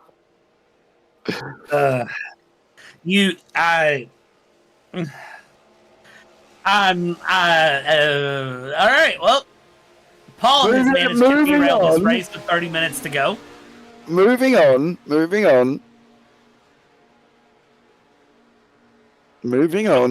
just going to, ignore it. See, here's the thing that's fun with this. 30 minutes left to go, right? You all cannot hear Paul literally serenading us in our ear. I wish you could. I need Paul to forget to mute his mic one of these days, so that way you all can hear what we hear, because there's moments where Paul is just fully serenading us through. And it is, it's interesting when he does that. It's very, very great. And I'm not going to lie, I enjoy it. I do love you, Paul. I don't. There's a reason I don't, and that's generally because I end up with cats outside my window when he starts. So he's that high pitched. I end up with all the little strays outside my window. Lucky enough, it's not open, otherwise you'd hear them. Look, back to the racing. Situation there. Yeah, Kim, I think they're going to be. There's going to be looked at on whichever way that works. Stacey, I'm not too sure if there was a cut across the nose, or I'm not too sure if there should have been a little bit of a lift to avoid what happened there with John Uyan, but we'll have to see what happens. And this is Craig Pullen doing something dramatic in his Alfa Romeo Giulia. Oh! What was that? That was disgusting. Oh. And this is the moment where James Parfit decides if he wants to get fired or not. We won't discuss blue flags. No, I'm not going to worry about that. If you go on board on JT Tammy, he's gone to the outside, and it looks like Craig has come over the yellow line. So you might want to look at that from the onboard of JT Tammy from the driver cam, because he goes to go to the outside, and then it does look like Craig's come over. So I'm not making a judgment. I would love to go on a blue flag run, but I just can't, because I'm not entirely sure whether or not there was no room left. JT Tammy was all the way to the left. Get that on the board with JT Tammy of his driver cam, and you will see what I mean about it on that one. So I'm not entirely sure if that would go both, which way that's going to go, because at the end of the day, unfortunately, JT went to go out to the left, and it does look like Craig comes over the yellow line. Marazzi's also had a trouble again. Filippo Marazzi, unfortunately, nearly visited a side of a oil shop or whatever's on the left-hand side there, coming out through Tetra Rouge. But yeah, not entirely sure which way can be blamed for that one, but I think you'll need to watch the replay of the onboard of JT Tammy. See, this is the fun about being in the commentary booth and not being a steward, is that I don't have to make the final decision. I just get to go, ooh, that was rough. But back to the racing on the screen, Busenik and Herlock battling it out very, very hard. Sellers is into the pits, our overall race leader. 45-second gap there. I'm trying to think where Sellers is going to come out in the mix of all of this. As we get a replay real quick here. Oh, This is this is the onboard. onboard. Yep. Look. Okay. You need to go, if we get a steering wheel, because you'll see it there. You'll see more of the situation and what happens and how Craig comes over. So it's a bit of 6 of one, half a dozen of the other. I wouldn't necessarily sit back and say, but look, have a look for JT Tammy's part here. And you'll see him just come over a little bit past the yellow line as Tammy goes to go past, right? He goes left. Now Tammy's looking on the outside. He goes left. Pullen's over the yellow line. So, I'm not entirely sure what's going to be the best way on that one. Yeah, I don't know how that one's going to be judged either. That's going to be one to kind of...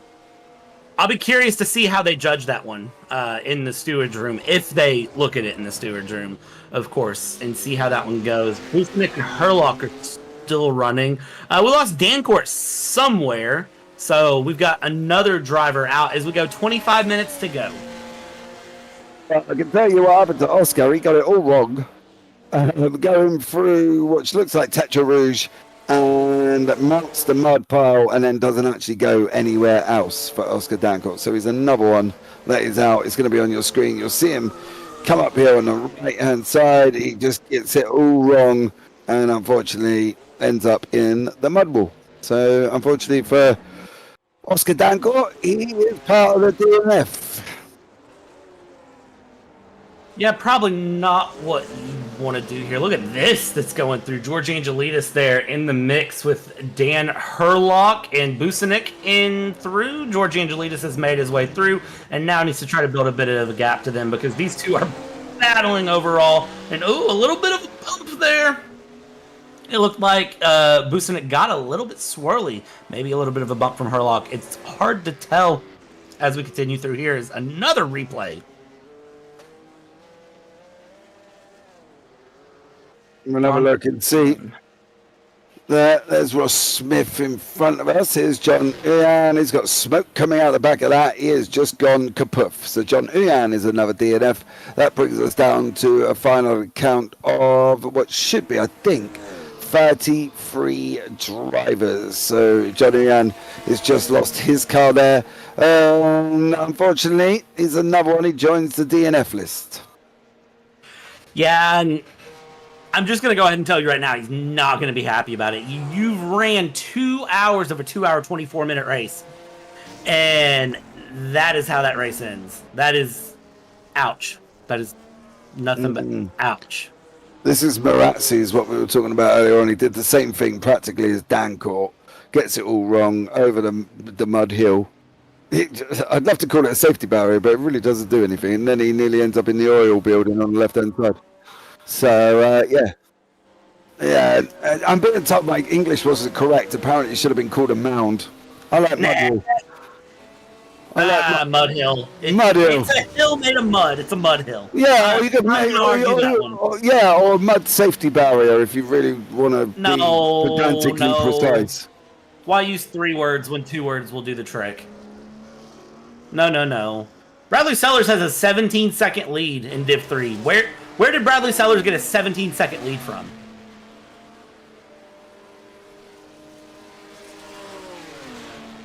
And Paul wants us to look up the definition of the hill in YouTube chat. I would like you to know that Paul has decided to die on the hill, that we cannot call that a hill. So with that being said, I will be calling it a hill until the end of this race. Oh, gee whiz, Batman. 22 minutes to go, James. Some days I do feel like I'm at kindergarten when he's in my ear roll. It feels like being told off by the teacher. You know what I mean? Stacy Scott's game says it could also be a berm. Or a berm. A mud berm. No, can we just clarify? We'll just call it a mud barrier. Jobs are good. There. Mud pile, that works better. As we're going to go to a replay here of somebody doing something that they're not supposed to be doing on the racetrack, and that's Dave Coors. Gets it all a bit wrong coming down into Mulsanne. And then he does a nice little 360 to get it back on track. So there we go. Yeah, good little flick of the car to get it back on track and go through. Let's catch back up on the battle of Eco Busanik and Herlock there as Craig Pullen starting to come into the mix. Oh, Craig Pullen, of course, is P11. He's a way down and going through. So we'll see how that goes. Tom Mountjoy there is up. He's P5. I don't know. In terms of pit stops, I'm looking through. Sellers has done 2 pit stops. Lane has done 2 pit stops. Funk has done 2 pit stops. They're all good. JT Tammy has only done 1 pit stop in the Corvette, but he waited so long to pit that I don't think he's going to need to pit again. Wooter Bruin isn't going to need to pit. I think the next person that needs to pit is Nicholas Kirsten and P6 in that Ferrari 250. Yeah, we were told that JT Tammy should be able to go 1 in the Corvette. So I'd just like to read you some very important information given to me by a very important person in my life at this moment in time. A hill is a piece of land that rises higher than everything surrounding it. It looks like a little bump in the earth. Since hills are higher than everything around them, they provide good vantage points for enjoying scenic views. Unlike mountains, hills are easier to climb, but they are less steep. Now, I don't know about you, but if we're classing that as a hill, that is the smallest hill I've ever seen in my life on the corner there of Mulsanne. So I'm not being rude. I'm not going down a hill. I'm just going to go mound or pile or anything in that conjunction then. Okay? So well done, Mr. Paul Glover, for correcting me on that one. It is clearly a small mound of mud on the outside of the Mulsanne corner. See now just for principle, I have to call it a hill. Just for the principle that Paul is on the hill. You'll upset him. You'll upset him. We're never going to hear the end of it. Here's the replay of the start of this race, guys. This is how these 45 kicked off here. Oh, dearie me. I do sometimes wonder. And you can see, obviously, all of a sudden, all the cars will start to go when we are under green. I'm keeping an eye on the Busanik Herlock battle.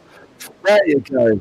Yeah, we had Yuki Takanashi who jump-started the start. He then went in to do his drive-through. He thought he cleared the drive-through, and unfortunately it didn't clear. I can tell you now, Barry DiMarzio has had a right proper rough time of it. He gets it all run down into the mud mound at Mulsanne. So unfortunately for Barry DiMarzio, but that is the very chaotic start. All them names just look well mounded together. We could probably take them off now. It's daytime, to be fair, here as well. So there we go. We could, but I do also like them being on there, so that way it's easier to tell what drivers are who. So it does make it a little bit easier. I think that's the thing sometimes. When drivers change their liveries, it does make it a little bit easier for us to recognise who they are. Yeah. I think, when it's dark, as it was, we needed them. Because me and you, we were like two blind men rooting around in the dark. So, but I can tell you now, Busanik and Herlock are still locked in nose to tail here and are not leaving each other alone. Closest battle on the racetrack here, Brad, and these guys just seem to, well, I wouldn't be surprised if they come over the line in formation like the Ford GTs did in the 66. Honestly, they're so close, it would shock nobody at all if they do. And the biggest thing for Busanik is he's got to trust that Herlock knows how to use the brakes on that car. And have you noticed that all the gaps have seemingly just opened up out of nowhere except for these two? It's a 15-second gap between Sellers and Lane. It's another 7-second gap between Lane and Funk. So I don't know what's happened, but there has been some big messes somewhere that have caused something. But Busanik and Herlock, nose to tail, just millimeters away from each other. Again, you literally couldn't fit a sheet of paper between them, and they are just holding together right there. The question for me, when does Herlock want to try to make this pass? Is Herlock going to hold on for another 16 minutes behind and go for the pass right at the end, or is Herlock going to try to get the pass and then defend it? Which one is he more comfortable with? I would save it. Save it to the last lap. Might try and pressurize the situation that if he can just stay there, he doesn't have to. It's a risky game, right? We know that. doing anything on the final lap's always risky. But for me, there's no reason for Herlock to even go anywhere. Why bother? Yeah, it's why bother? yeah. He's gonna get, if he goes and overtakes him, look, in a logical term, right? He'll overtake him down the Mulsanne.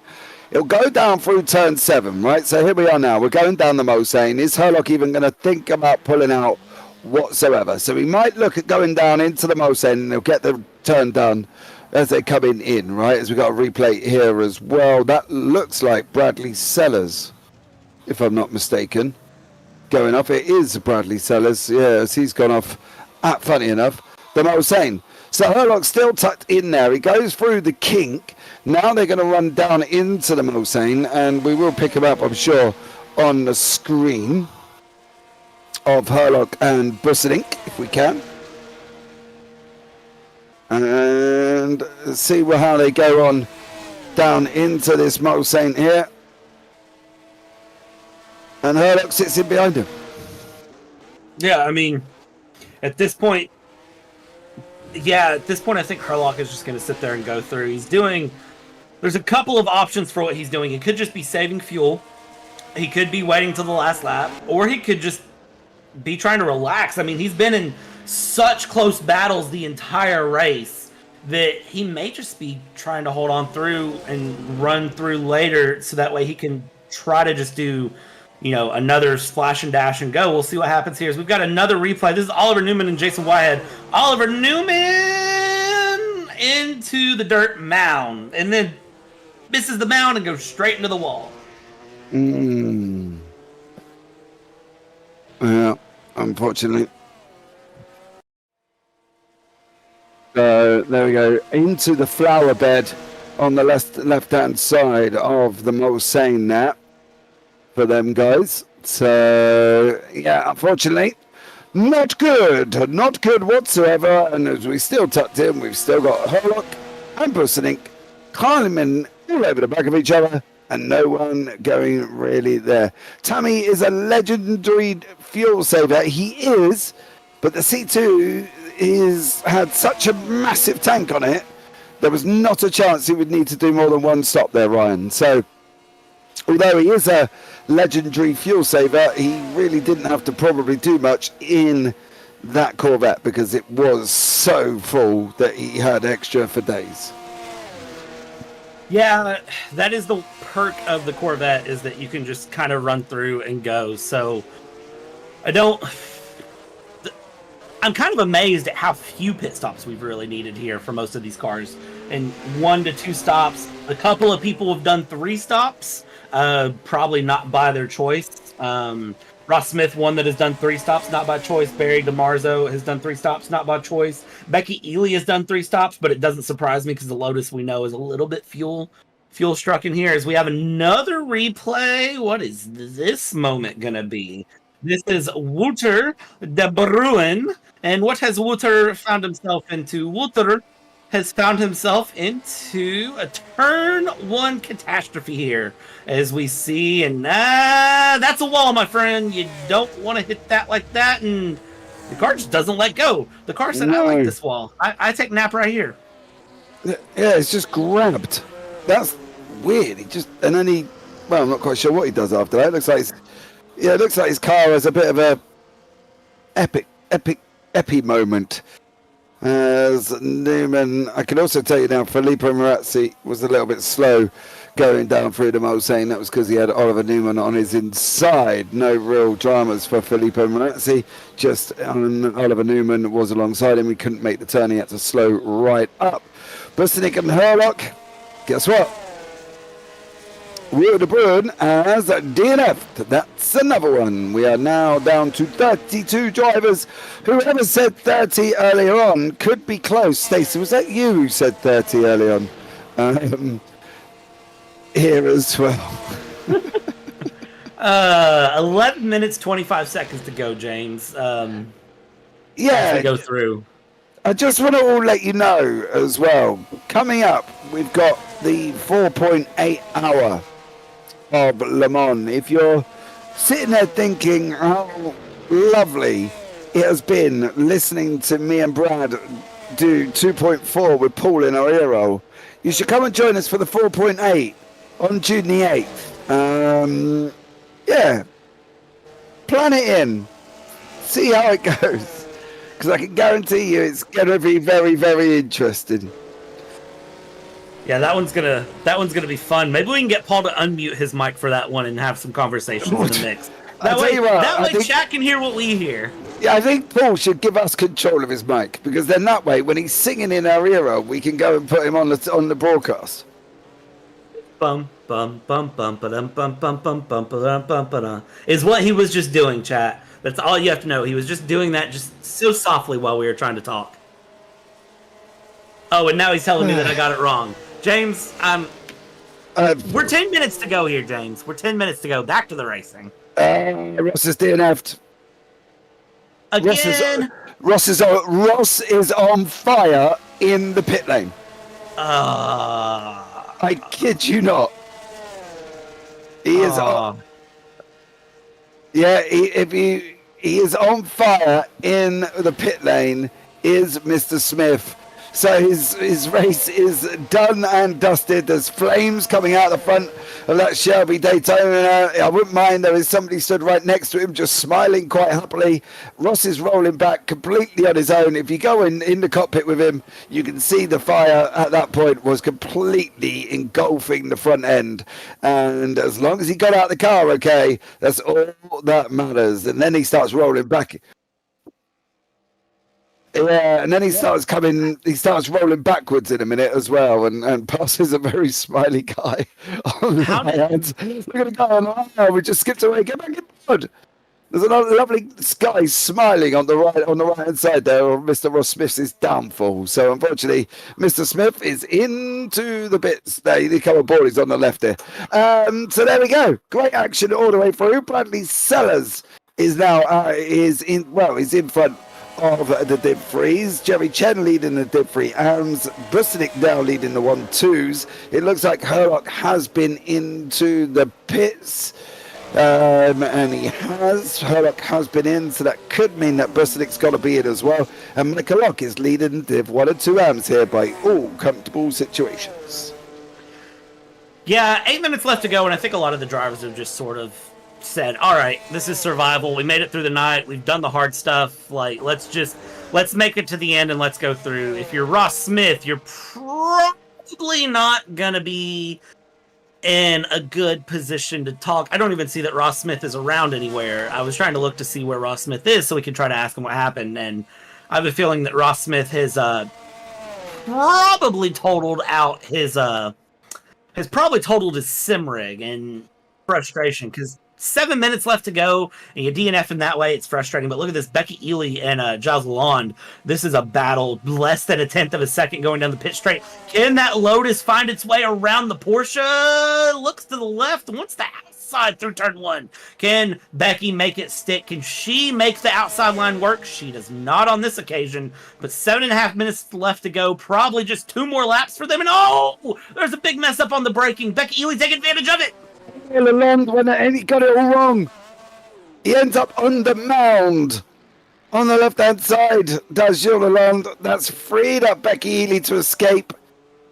Gilles does get going again, but that did free up Becky to escape away from Gilles there as well. Gilles Lalonde just got it all Pete Tong, and unfortunately that is the situation done and dusted. The gaps are now fairly spread out here, Brad. We've got 6.5 minutes remaining. Where is Bradley Sellers? Well, he's coming up to lap, believe it or not, Wouter de Bruin in 13th place in the Div 3s. So Bradley Sellers coming up to lap him. Who have we got here? This is that Gilles Lalonde? Yeah, watch after the exit, Brad. He just gets it all a little bit wrong. The car snaps and puts him straight up the hill. Yeah, he tried to hold on to it too. I'll give him credit. He was trying to hold on to it, and he almost did. And then when the car caught grip, he had the wheel facing the wrong direction. It just sent it around through and out. So Sometimes that happens, though. Sometimes it is literally a case of catch it one way, and then it snaps the other, and there's nothing you can do. But for Becky Ely, going to be very, very happy about that, as I think that will secure Becky Ely the top 5 on a very long, grueling race. Yeah, it has been a very tough race here for everyone, to be honest. I don't think it's just Becky. I think this is just absolutely everybody has had a tougher race. So that is Tom Mountjoy, I believe, on the left-hand side there, if I'm not mistaken. So, yeah, great action all the way through, I think. You can safely say that this has been a very interesting evening of racing, but it kind of has... It's like a Chinese firework display. You've got the little fizzle, then you got the big bang, and now we've just got that little fizzle again to the end of the race, I think. Yeah, again, with just 5 minutes to go at this point, there's no sense in doing anything crazy or risking your entire race unless you are in the position to get something done. 32 cars left to go. You really just want to finish. Sorry, correction. 31 cars left as we see Fernando Ferreira there just absolutely get it wrong, slam the wall, and I believe that Fernando is out as well. So 31 cars out of the 45 that started have survived the 2.4 hours of Le Mans. And I can hear somebody somewhere saying, well, that's not a lot of cars, that's a lot of DNFs. Just remember that in real life, these historic Le Mans, like half of the field would very oftentimes not finish. You would very often see dozens upon dozens of DNFs through, because this is a grueling race. We just condense it here. That's the thing. You would have so many DNFs, and it would not be the first time that you've lost 10, 11, 12, 13 cars. Mike Bell there over the mound.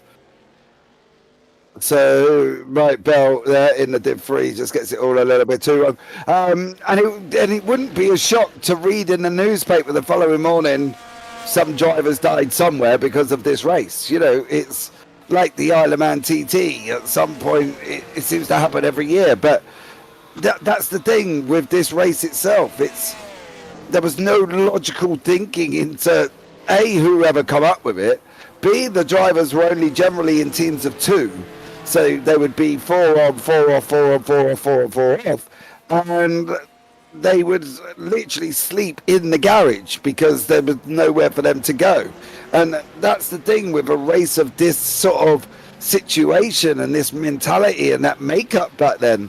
It was, if you come out of this alive or come out with your car in one piece, you did blinking well. So, you know, these guys have done well to complete this race.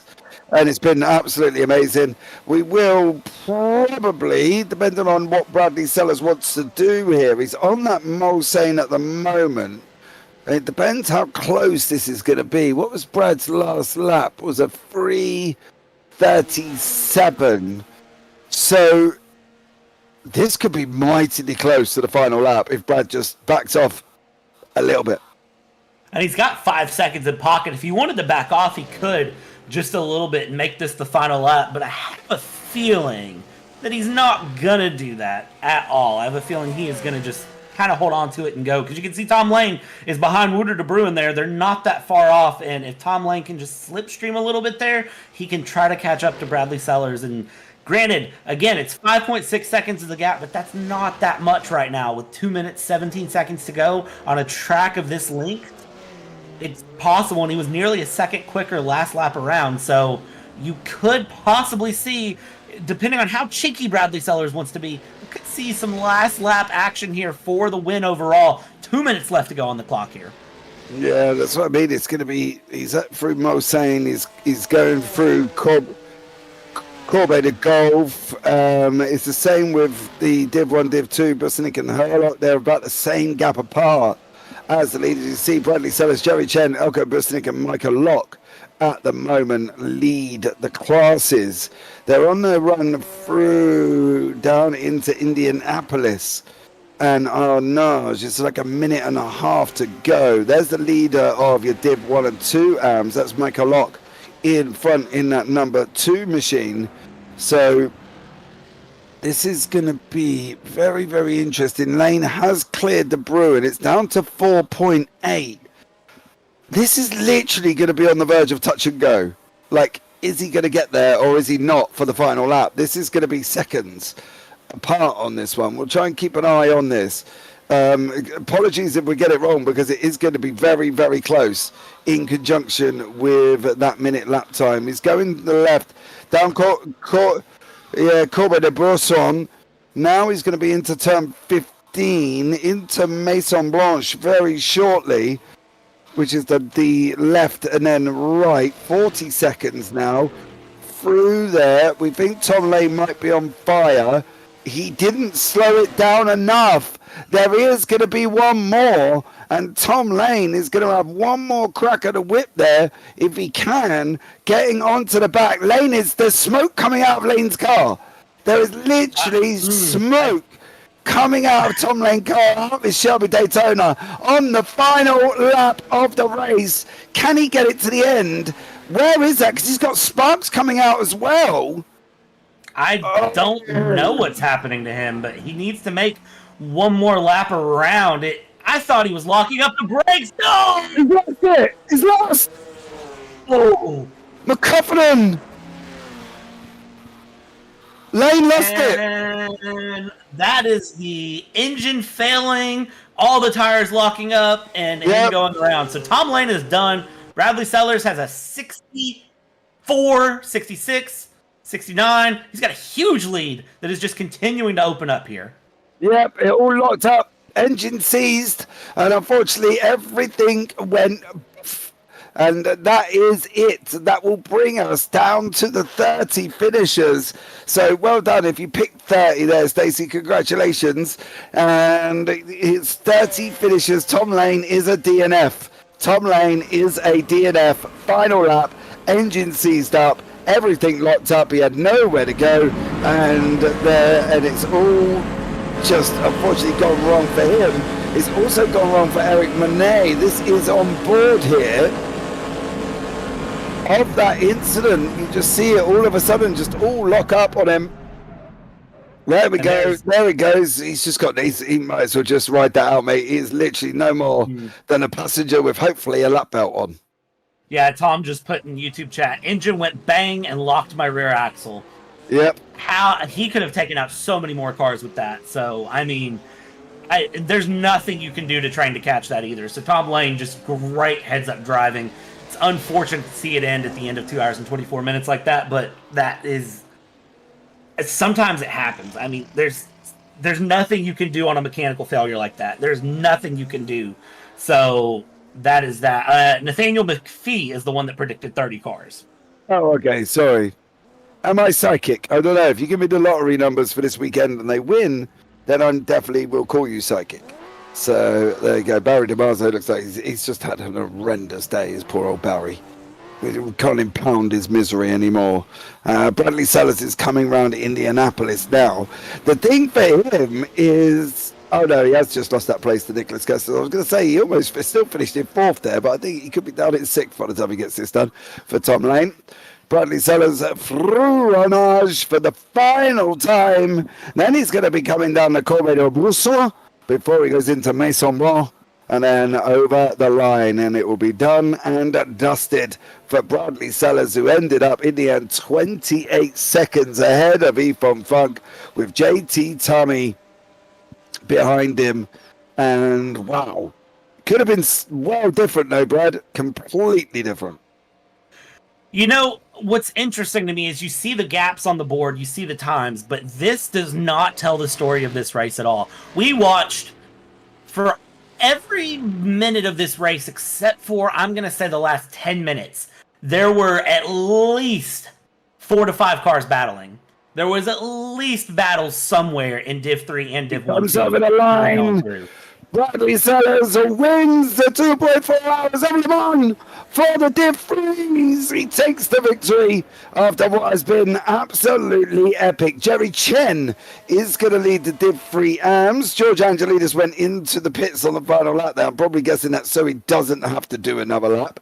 Whether or not he got out in front, that would be the question. But Jerry Chen is going to come over the line in that Ferrari 250 GTO. And he's going to wrap up that win in the Div 3 Arms. Elko Brusnik is on his way round the Mulsanne, the right-hander. Where is Michael Locke? He looks like he's come over the line as well. So in the Div 1-2, Michael Locke wins. And then it should be Jerry Chen. There we go. Here comes Jerry Chen now. So well done to Locke. Great job from him with Monet. But Jerry Chen wins the Div 3 Arms. So great job by him as well. And then Elko Busnik will be the last one over the line for the Div 1, Div 2s. Man. That was a good race through. Elko Busnik did go into the pits for just a moment there and is going through. He has a 5-second lead through on Herlock. So, man, James, I don't know what you say other than just what a race. Like, and the thing is, like I was saying right before the finish, the gaps don't tell the story at all about the action of that race. No, they definitely don't. And I think it's not... This area of the race is not really a true representation of what me and you have just watched. I think that's the thing. There's been action, there's been fuel strategy, there's been everything in conjunction with this race. Who's going to need to go in and do a splash and dash? Clearly, Brusnik felt he needed to, otherwise he was never going to get there. You know, and for him, he clearly felt he needed to go and have a splash and dash, because why didn't he? The thing I do find as well, although George Angelidis went into the pits, which I still will declare that he tried to not get that final lap in there, as apparently someone went past him. He's got to do the lap anyway. He hasn't finished. So George Angelidis has got to drive around the circuit regardless on that one. But Busnik comes over the line. He takes that victory in the Div 1, Div 2. Great job from him. Well done. That is all of your winners over the line at the moment. And we can safely say that was definitely an interesting one. Yeah, that was a wild race top to bottom. There was plenty of good battles, plenty of good action. It was just, I mean, pedal to the metal and go. I love a Le Mans start. I absolutely love the idea of get in your cars and go and start from the pit lane, not starting, grid up or warm up lap or anything, just in and go. Now, granted, I still am mad that I didn't get a video of, Ross running to his rig from his kitchen. But that would have been the highlight. That would have been the highlight of the century. Yeah. But absolutely. They all had to at least run round their house once to get to the rig or something. That just would have been amazing. I even would have been fine with just stand beside your rig and sit down and go, but the results were... that's just boring. Right, here are the race results. Bradley Sellers is your winner with Ethan Funk in second, JT Tammy in third, Nick Kirstives fourth, Mike Bell fifth, Timon Suvic sixth, Magnus Dahlgren seventh, with Tom Lane in eighth and Jason Whitehead in ninth. Jerry Chen wins the Div 3 Arms. He's in 10th overall. So great job from Jerry. On to the next page we go. Very shortly. And Dave Coors is in 11th with George Angelis in 12th. And that's your 1, 2, 3 in the Div 3 Arms. We're with the Bruin down in Dave and Barry DeMarzo. Then we go on to the Div 1 and 2s. It's Elko Busnik, Dan Herlock and Eduardo Benica. Your 1, 2, 3 with David Jean just missing out. Becky Ely in 19th and Gilles Lalonde down in 20th place. Moving on into 21st is Tony McCoffin. The winner of the Div 1-2 Arms is Michael Locke in 22nd and Scar Pope 23rd. Monet and Gray round out the podium there in the Div 1-2 Arms. Oliver Day, Oliver Newman, Filippo Marazzi, Tom Mountjoy and Craig Pullen round out that top 30. Now, here we go. James Bowders, 31. Oh, just missed it. Into the DNFs. Ross Smith blew up in the pit lane. Fernando Ferreira had a big moment. John Uyan, so did he. He crashed. Oliver Oscar Dancourt down into the Mulsanne had an incident with Carl Vesser running into Indianapolis. John Meyer crashed out. Diego Castro, Alfredo Cabrera, and Matthew Overton all did that as well. Moving on. There is one more page to go, if I'm not mistaken. And here they are. Peter Meyer, DNF, Santiago Dancourt, Brian Hall, Yuki Takahashi and Reese Gardner DQ'd. Yuki jumped the start and he cleared what he thought was his drive-through, but it didn't clear. Reese Gardner forgot to turn on his headlights, and unfortunately the game DQ'd him. So, a bit of a hardship for them there once again. We'll wait for some drivers to come into the waiting room, and we can see who we can get here, who's going to come and join us, Brad. Yeah, 31 cars out of the 45 that started. That's a wild one. JT Tammy did apologize to Craig Pullen, said, I didn't know which side of the dotted line you were going. Tom Lane, all he said was pain, and Ethan Funk just says, I'm sorry, that sucks. Only later figured out it would have been you because I saw the puff of smoke. So several drivers messing up downshifts, but that's the 1964 cars. That's the thing about these cars is you didn't have any sort of electronic aids or anything with them to help you out. It was that, and that was all it was. It was if you messed up the downshift, the engine was gone, and that was all you could do. And if you're lucky, you just might be allowed to change it, but I doubt very much. So could have been an interesting one. We'll wait for some drivers to come down into the waiting room if anybody wants to chat with us. If not, well, we'll just sit here and chat to ourselves, I'm sure. Kim D, great race, broadcast, awesome broadcast. What a broadcast, says Paul Glover, who's here picking himself up. I mean, I should really learn to read names before I call out what you said there as well. I mean, it is a good broadcast. It is a good broadcast. It is. It's the commentators that make it. Cameras just come second, really. I mean, people do listen to races on radios. Exactly. And they're only commentators and they don't even see it. Yeah, fair enough. I know. You know what I'm upset about, James? What's that? We have to wait until the 6th of July for this series to come back. You know what I'm upset about? What? The fact that we have got the 4.8 on the 8th of June, and I've got 4.8 hours, if not over 5.5 hours, with Paul Glover. Paul's not that bad. Come on now. He could be worse. Depends if anybody's heard his singing. Here we go. We've got Jerry Chen in. Yeah, let's have a chat with Jerry Chen, your Div 3 and winner, Mr. Jerry Chen. Didn't really see much of him. He was kind of like a ninja here this evening. He went around and just did his business, and we didn't really talk about him apart from, Jerry's made an overtake. He's in the lead.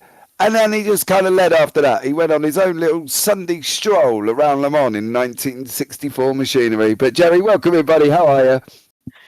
Good, thanks, guys. Yeah, it was. I didn't see a lot of cars, but it was pretty intense for me because I was fuel saving from lap 1.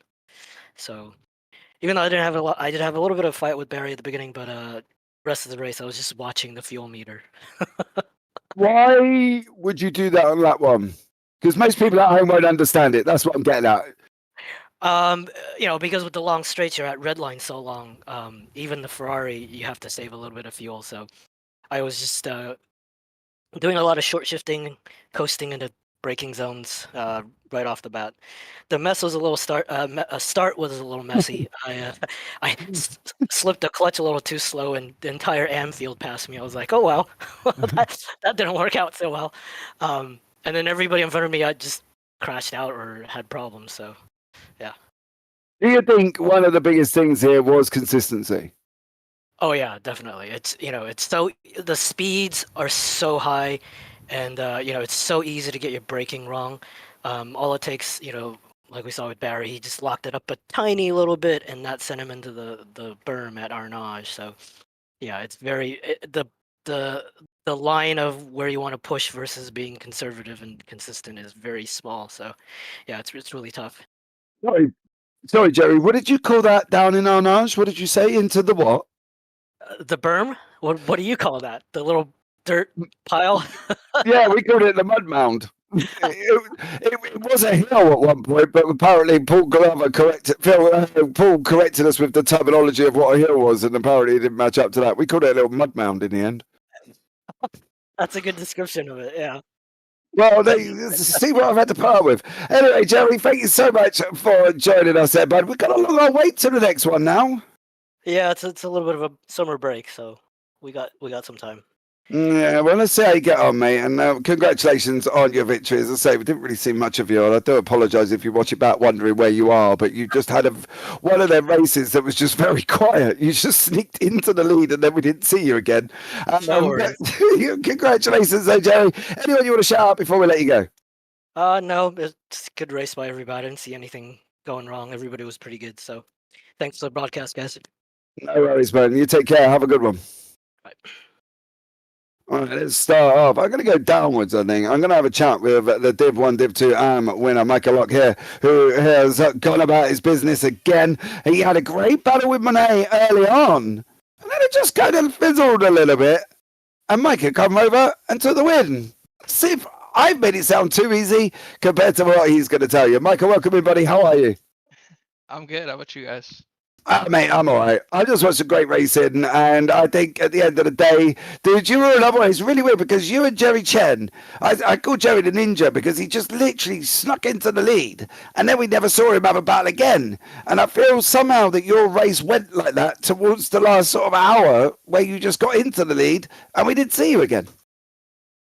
Yeah, I think I was lucky to get out quick from that Le Mans start and really uninjured, luckily. So I had a little battle there with Eric for quite a while. But then I think he actually took less fuel on the first stop. So his pit time was less. So he came out pretty close. And we battled for a while. But then last stop I had to take a lot less fuel. So kind of helped me get a good, comfortable lead there at the end. Yeah, it definitely was. So, let me ask you something. Going down the Mulsanne, it's an insanely long straight. Now, as we know in the modern days, there's chicanes in the middle, right? What do you think if you're driving down there on your own? Are you just sitting there going, "Oh, that was a very nice tree"? What are you thinking? I don't know. It's almost like you don't, but you do at the same time. Like you're just thinking about fuel and who's where and what place you can get, next pit stop, all that kind of stuff. But at the same time, it's just almost like a Sunday drive in a way, or it's just kind of just chilling. So it kind of depends. Yeah, if you're just all by yourself, it's just kind of chill for the most part. Yeah, I don't know. I said to Brad up in the booth, I said, I think I'd end up crashing out because I'd just lose what I'm doing and think about going shopping or what I'm going to have for dinner or something along them lines because you are at full power for so long. How difficult was it to spot your braking marker after being at full power for so long? Really not too bad. The Div 1, 2, luckily they stopped pretty good. And there's plenty of warning, really, before that last corner after the straight, so it's not too bad. Just gotta make sure you lock in. I feel like once you get past that kink is when you really have to kind of lock in. The braking's coming up.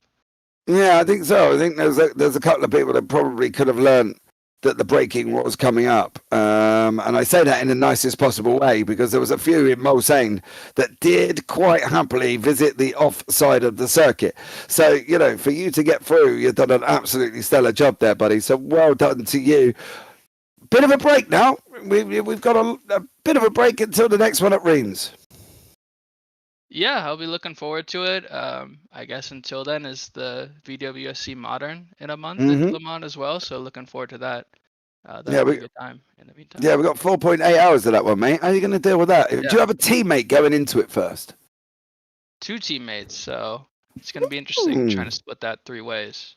But okay. Well, there you go. Thank you so much for joining us, Micah. Anyone you want to shout out before we let you go, bud?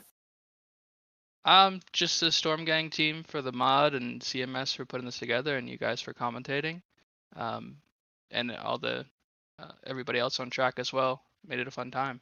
So awesome stuff. Well, thank you so much for that one there as well. Take care, Mike. Have a good one, mate, and we'll see what you can get on at 4.8. Thanks, guys. See ya. Right, next up, I'm going to have a chat with Elko Blusnik. I want to know if he's asleep in his rig yet after that absolute barnstorming battle with him and Dan Herlock all the way through the race. Let's see how he feels. Elko, welcome everybody. How are you getting on, mate? Hi, yeah, thank you for having me. That was an intense race. There's a few moments where I thought I might not get back into the tow. But with Dan, we had a massive tow. Yeah, it was great. And glad to have made it to P1. Are you glad that you made it to the end there, bud? Because there was a couple of times when I thought you and Dan were getting a little bit closer than probably what you should have done. Well, we were basically in the same VC, so we were talking a bit around as well, and we noticed that there's some sort of bubble from the car behind, so you get pushed a bit as with the top speed, if you're in the car in front. So we got surprised by it because I reached 246, I think, at one point. Whereas without tow, or without anybody around me, I do 236, so 10 kph higher, and it was massive. So once we figured that out, we tried to keep it clean and keep pushing forward because David Jun was still very close before his last pit stop. So we tried to eke that gap out. Yeah, it was very close. Very close. It was very close, but you know, it was just great all the way through, and I think you guys had an absolute barnstorming battle. Did you think you were going to come out on it in front though? Because you know that was very difficult to maintain your concentration with Dan at times just pushing you. Was you able to keep your concentration? Did you think you were going to win? A few points I was actually, yeah, it's a bit weird because the straight is so long, you just lose concentration, and if you don't stop on the brake early enough for the next corner, then all of a sudden you just miss a few seconds. But yeah, I never had a big issue in the corners. Every time I got my concentration back. Laughing a bit about the top speed we reached, it was insane. It was absolutely insane. We were just talking about that with Michael as well, and I said to him, like, you know, did you going down that Mulsanne, was you thinking about what you're going to have for dinner or what you were going to do for when you finished the race? I said, because it's got to be tough, right? How did you keep yourself tuned in and ready to go for that? Just think about the beer after the race. Have a nice cool beer and relax. No, yeah, it can be tough, but it was very enjoyable, especially with Dan in close by. I noticed during practice that if you're alone, absolutely alone on track, it gets boring, and then you just tune out, and that's when crashes happen. But with Dan so close by, you had to be focused a tiny bit, even on the long straights. Keep that pace going. So yeah, and then thinking about a beer afterwards, that's always for me. It's always a good bit. Yeah. Well done, buddy, to you, and congratulations there on your class win. Anyone you want to shout out before we let you go here this evening? Ollie Newman, who had to drive in the dark for a while because his lights didn't work. Oh, I'm surprised they kept him in then, because there was people got disqualified for that. For other cars it worked, he just didn't see it for himself, so he was driving blindly. Basically. Oh, so for everybody else it was working and they could see his lights, but for him he couldn't see him. Yeah, and he did actually his fastest lap during that period as well. So that's off to that. Well, fair play to him then. Fair play to him there as well. But Igor, thank you so much for joining us there, buddy, and look forward to seeing you at Reims. See you then. Bye-bye. Bye. And now we're going to have a chat with the man that took the overall. He was chasing down Mr. Smith until Mr. Smith got it all wrong. And then it was all in the mix with Ethan Funk and JT Tummy towards the end. But let's see how Bradley Sellers thought about his race. Brad, welcome in, buddy. Brad? What is it with people in Brad just not responding to anything I say? Hey now, this Brad is still here. Sorry, I didn't realise there. Bradley Sellers, can you hear me? Brad? We can't hear you, dude. It looks like he's trying to talk. Yeah, I just can't hear him. There we go. Hey! There you go, buddy. How are you?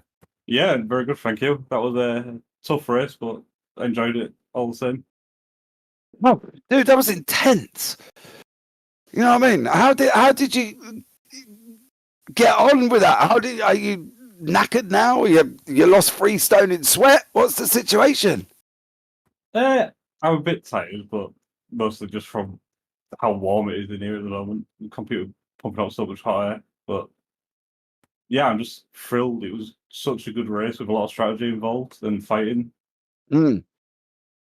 Yeah, there was a lot involved as well. Did you think coming out, looking at the pace of Mr. Smith, though, did you think you were going to get him there?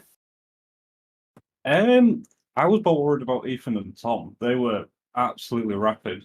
Mm. And how did you feel trying to combat that one? Say that again, sorry. How did you get over yourself mentally to try and combat that one? Well, I realised that I was running longer gear ratios and they had a slightly better overall race pace. So once they got past me through slipstream, I just sat behind them and I was just saving fuel. I was just going for the long game.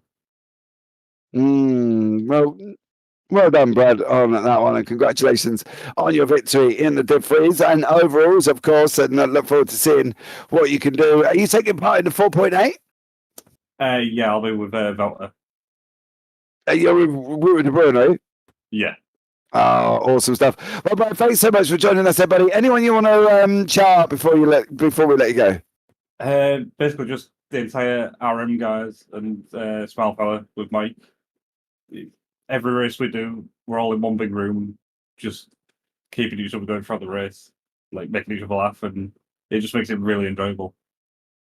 Awesome stuff. Well, Brad, thanks so much for joining there, buddy, and we look forward to seeing what you can get on in the 4.8 at Le Mans. Thank you very much. Take care.